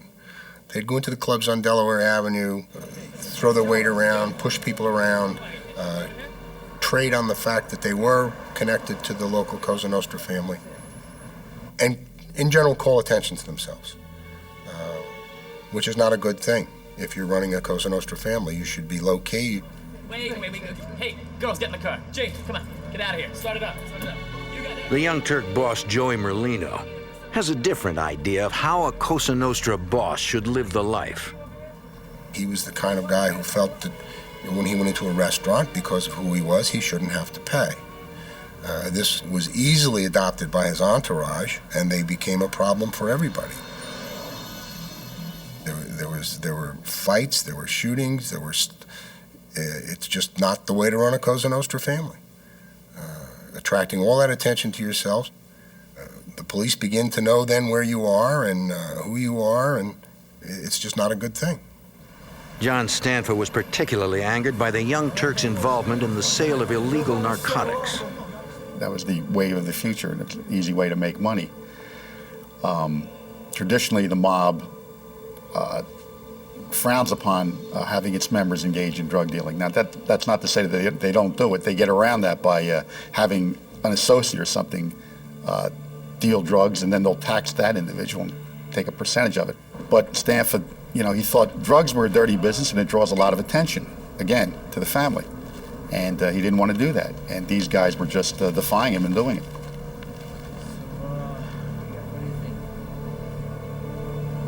Once we heard that there was friction developing, we were looking to see how Stanford was going to handle it. Okay, was he going to be aggressive and, take extreme measures? Or was he going to try and mollify these people and quiet them down and get them under his wing, so to speak? But Joey Merlino isn't going under anyone's wing. The Young Turks strike back at Stanfa. 73-year-old Joseph Gattone is one of Mafia boss John Stanfa's most loyal employees. Gattone is a bookmaker, a collector of street taxes. 4 gunshots shatter the daily routine of Joseph Gattone. The old man's blood marks the beginning of a deadly civil war. The FBI and the Philadelphia Organized Crime Task Force surveilled top bosses of the Philadelphia Mafia. Friction between feuding factions of the crime family increase, and a bloody civil war breaks out. Philadelphia police officers arrive at the scene of the shooting. The victim's keys are still in the ignition, and the engine is still running. 2 bullets penetrated the victim's neck. A 3rd bullet entered his temple. A 4th grazed the bridge of his nose and shattered the passenger side window. When Agent Marr arrives on the scene, police have already checked the registration of the car, but they don't yet know who the victim is.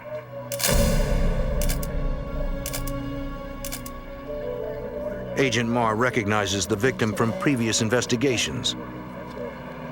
Gattone is a longtime member of the Philadelphia crime family, currently under the leadership of John Stanfa.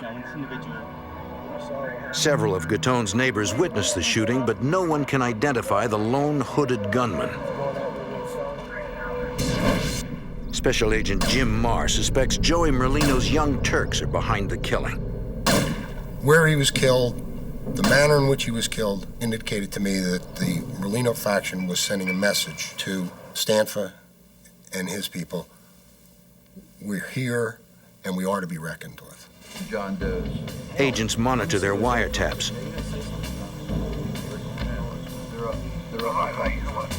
But no one is talking about the murder. Special Agent Fred Walls. Initially, at the time that this bookmaker was murdered, we weren't sure who was involved. There was nothing definitive on the wire after the bookmaker had been murdered. There was a reference to the fact, but nothing that would indicate to us that Stanfa had a belief someone had done it or someone hadn't done it. Investigators are certain the murder is mob-related, but they have no proof. When they speak to Stanfa himself, he claims to know nothing. But Stanfa strikes back. 5 weeks after the murder of John Stanfa's bookie and tax collector, Michael Cianglini, the Young Turks' number 2 man, is coming home after a basketball game. 2 men armed with shotguns open fire.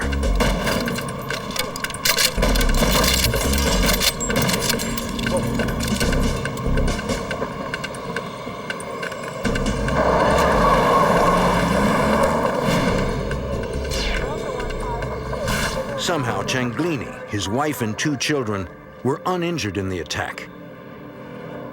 Investigators recovered 12-gauge shotgun shells from the front yard and shotgun pellets from the ceiling of the living room and dining room. Despite the brazen attack on Cianglini and his family, he won't cooperate with the detectives. He wasn't going to say anything. They just don't talk to law enforcement. They feel they're going to handle it themselves. It's business, okay, and it's none of our business. So you're not going to get anything out of them. The Young Turks' number 2 boss isn't talking. But the FBI suspects the attack is payback for the murder of John Stanfa's bookie. After the bookmaker's murder and then the attempt on Michael Cianglini, we believed that we were going to see an increase in violence. There was going to be a potential mob war. Fearing this, the FBI petitions a federal court to expand the eavesdropping. In the spring of 1992, they get the court order they need. Agents place bugs in 7 new locations, including lawyers' private offices, the law library, the television room, and the lunchroom.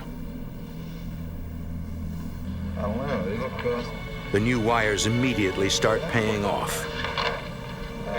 How we going, huh? Early in May of 1992, FBI cameras catch Stanfa arriving at the law office with his consigliere and Joseph Cianglini, brother of the Young Turk's second-in-command. Inside, John Stanfa angrily announces that he knows the Young Turks are looking for him. They want him dead. But Stanfa doesn't want a war.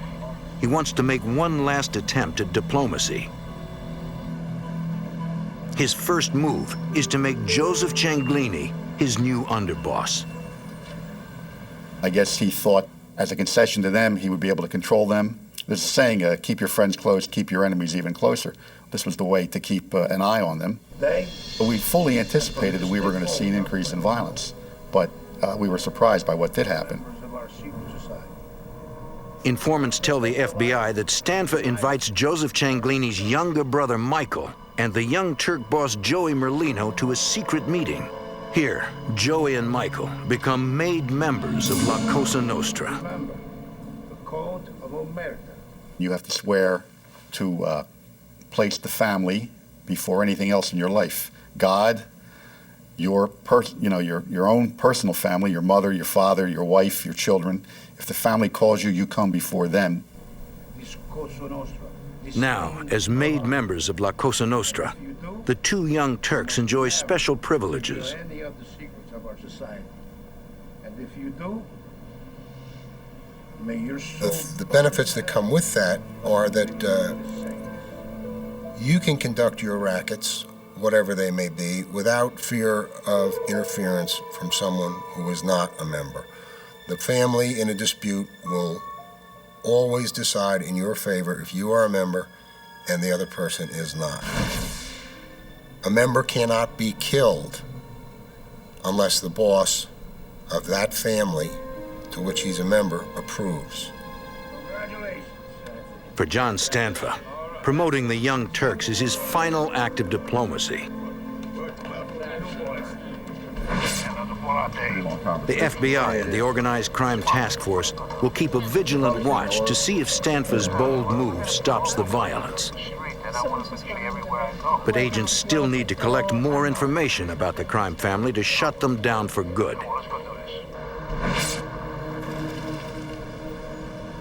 Eddie! Through an informant, they learn the law office is not the only place where Stanfa and his associates are congregating. We found out that Stanfa had opened up a dinette next to another business he owned, which was a food distribution business. And surprisingly, Stanfa actually worked at this place every day. You know, as a John Q. citizen, he would go to work and he'd actually work there. You'd see him out there sweeping and cooking and handling stuff. But he was also meeting his family members there and discussing mob business. So the next step, logically, is to attempt to get a Title III bug installed in the dinette so that we can listen to the conversations he's having with these members and associates of the family. Once the microphone is installed inside the dinette, the FBI hears that an angry John Stanfa is still having problems with the Young Turks. He requests a final sit-down with Joey Merlino. Joey Merlino and Michael Cianglini pay a visit to Stanfa. So is there a problem? So is there a problem? Why, sure. Gamblers are complaining that the Young Turks are not honoring their bets. Can you be more like a Joe, your brother? Merlino assures the boss he'll fix the problem and make good on the debts. Pay the bill. And of course. The meeting ends amicably. perhaps there can be peace within the family. Okay.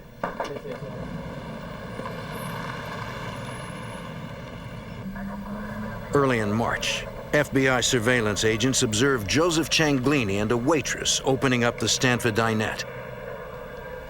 It's almost exactly 1 year after his brother Michael was nearly gunned down at his home. His activities were easy to document. He was regular. He got up in the morning and he went to work.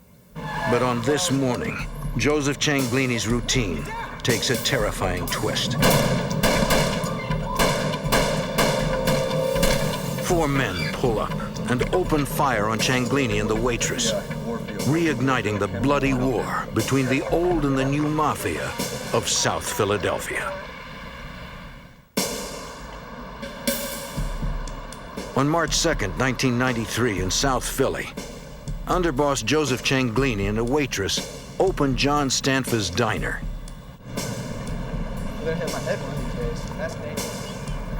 Shortly after 6:30 a.m., 4 gunmen launch an attack. Cianglini is gunned down. The surveillance agent alerts FBI HQ and calls 911 for an ambulance. The FBI agent on surveillance arrives on the scene. Joseph Cianglini has been shot repeatedly in the head, neck, and chest. The waitress is unharmed. Cianglini has somehow managed to survive the deadly attack. Though severely wounded, he can talk. You couldn't get a statement out of him, and even if he knew who did it, he wasn't going to implicate anybody. He was part of the mob, the Omerta, the Code of Silence, and they would take care of this on their own. They had to know who they were. He saw them. We suspected that it was a group from the Young Turks, but he basically told us he didn't know anything. Hoping to identify the shooters, FBI agents review the surveillance tapes. But in the early morning darkness, the images are too dark to identify anyone.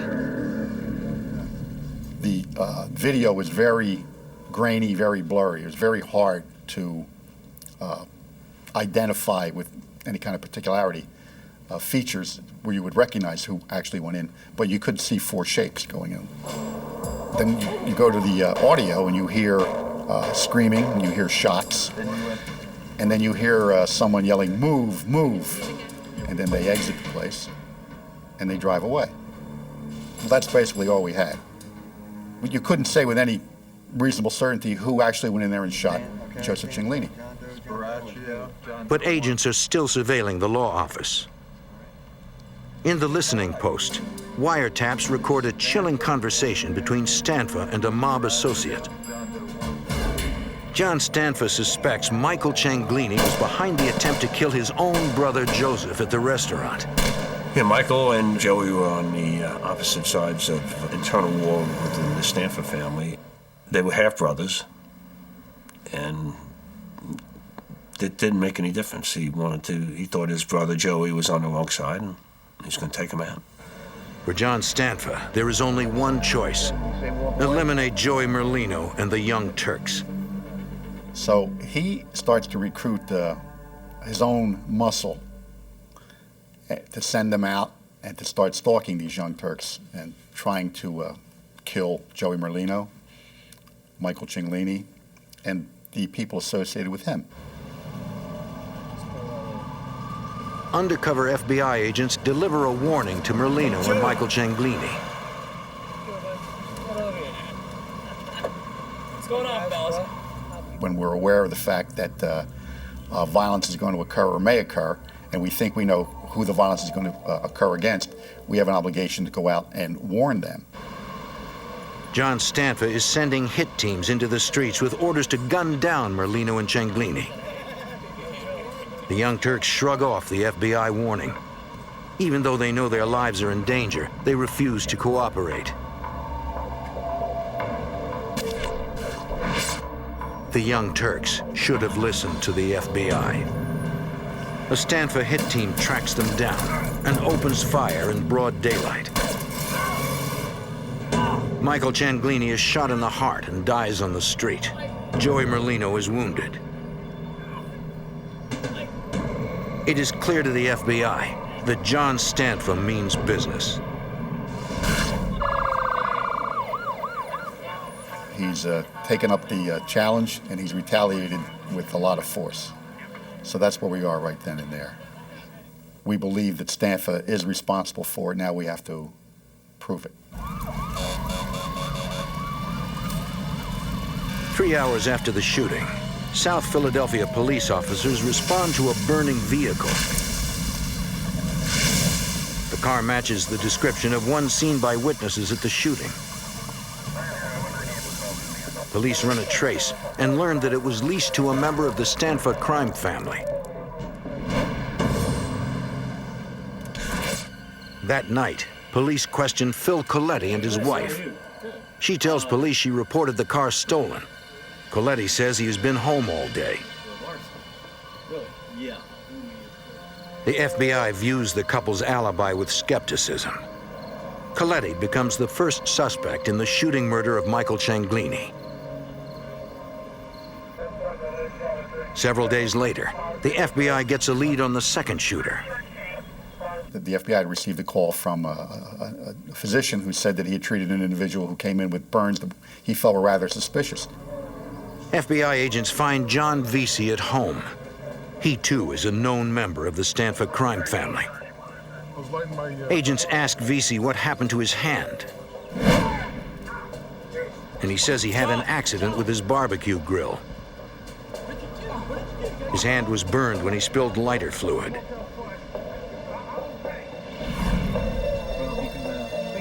Vesey insists the burn was an accident and says he knows nothing about the murder of Michael Cianglini and the shooting of Joey Merlino.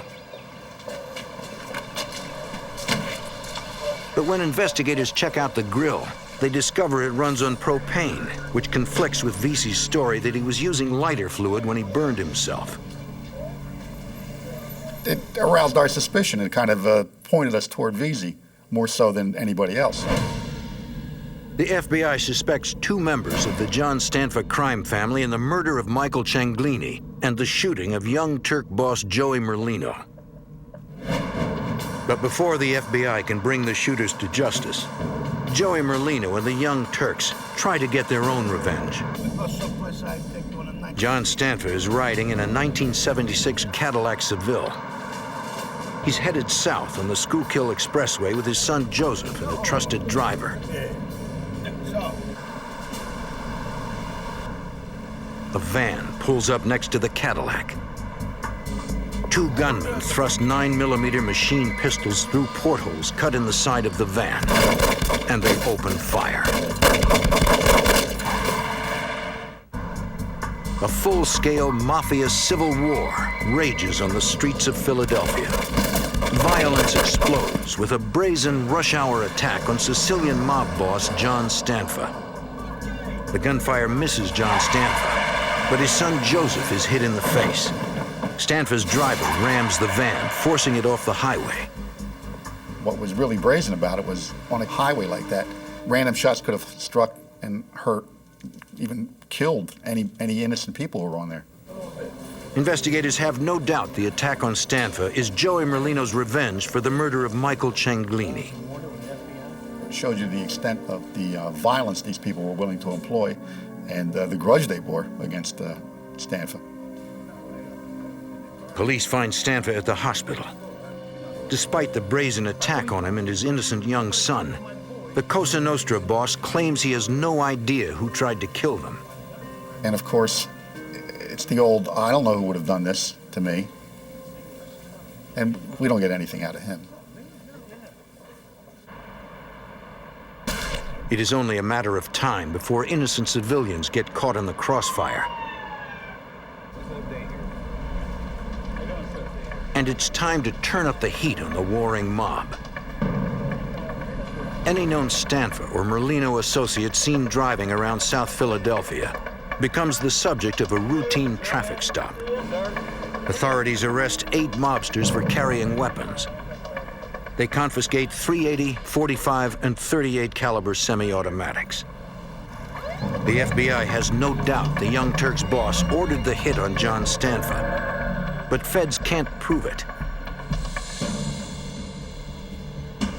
Joey Merlino has to be yanked off the streets. The FBI arrests him for a parole violation of a 1990 armored truck robbery.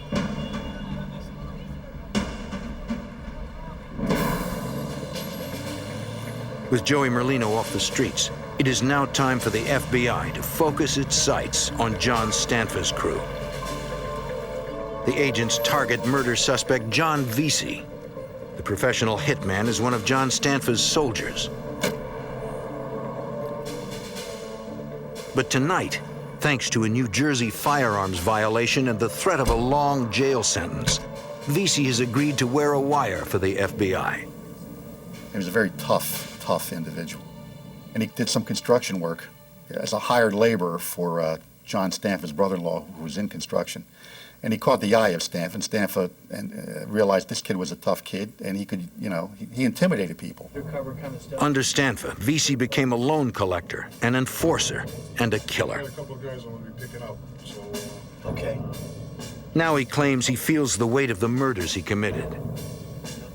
All these things, plus the fact that his brother, who really cared for him, was convinced that John was going to go down and never see the light of day. His brother convinced him that he should cooperate. Vesey was made into the family by John Stanfa. And now he wants to get out, alive. You couldn't measure the significance of it. It was like a coup for us that he came on board. Vesey quickly becomes comfortable wearing the wire. He has several meetings, but the conversations don't provide any new evidence against John Stanfa. He's out for a little while. I think he met with one or two people, nothing great. He was a little down about the fact that he wasn't getting the conversations, he wanted to. He was really into it. We told him, look, don't worry about it. We got a lot of time. We'll do it again till we get it right. It's Friday night now. You've worked long and hard for us. Go home. Go home and relax. Don't go out. We'll hook up with you again. We'll do it again. Later that night, John Vesey runs out of luck, and the FBI's Organized Crime Task Force is dealt a crippling blow.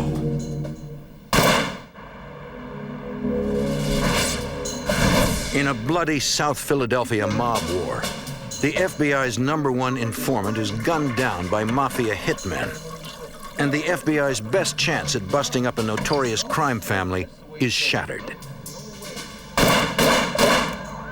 FBI Special Agent Fred Walls is devastated by the news that informant John Vesey has been shot. Well, when you hear that someone's been shot in the head, you think the worst.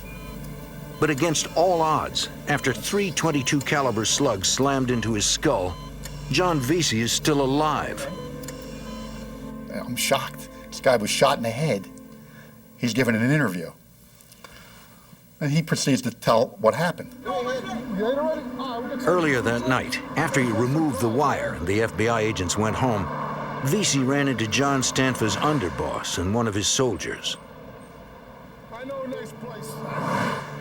And they tell him, we've been looking for you. We want to get you started in your own bookmaking operation. We're going to show you how to do it. We're going to go over to this location in South Philadelphia above this meat store. For Vesey, it was just another late-night business meeting. He wasn't wearing the wire anymore, and he thought he had nothing to fear. He says he goes up to the room. The maid guy is sitting down with him at a table, going over figures, telling him how to take bets, how to write stuff down. The underboss excused himself. He has to go to the bathroom.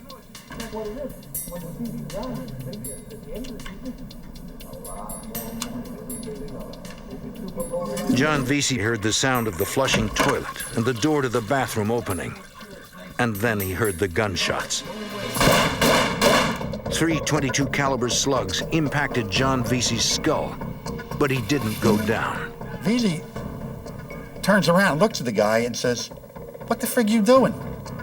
And of course, the shooter now, he's in shock.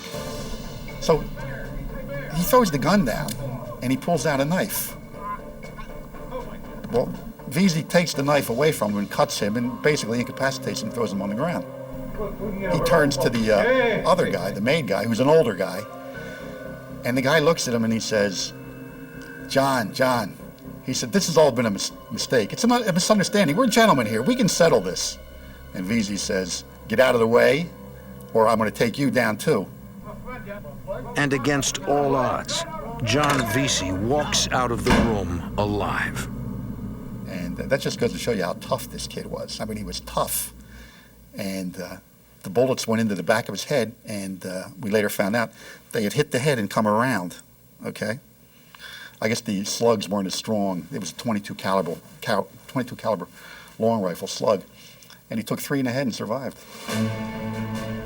2 weeks later, ex-Mafia hitman John Veazey makes his first appearance before the federal grand jury and testifies against his former crime family. The information he provides is invaluable to the FBI. Veazey names names and gives the FBI what they need to move against the Philadelphia mob. When the FBI increases the pressure, other mobsters make deals with the prosecutors and become informants for the FBI. And the dominoes begin to fall. On St. Patrick's Day in 1994, 24 suspects are arrested on racketeering charges of murder, murder conspiracy, extortion, arson, kidnapping, gambling, and obstruction of justice. Among those arrested is Frank Martinez. He's found guilty of assault and the attempted murder of John Veazey. Vincent Pagano is also arrested and found guilty of assault and the attempted murder of John Veazey.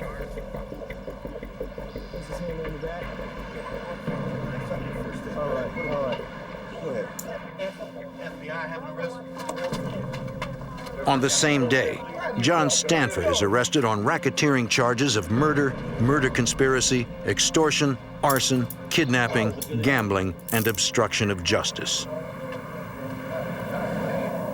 It was a nice, clean, easy sweep. We brought the people in, and we were very satisfied with it. Ultimately, 27 people are charged with conspiracy and racketeering under the RICO Act.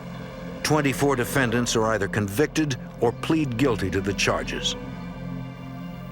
I felt pretty good that we did make Philadelphia a little bit safer.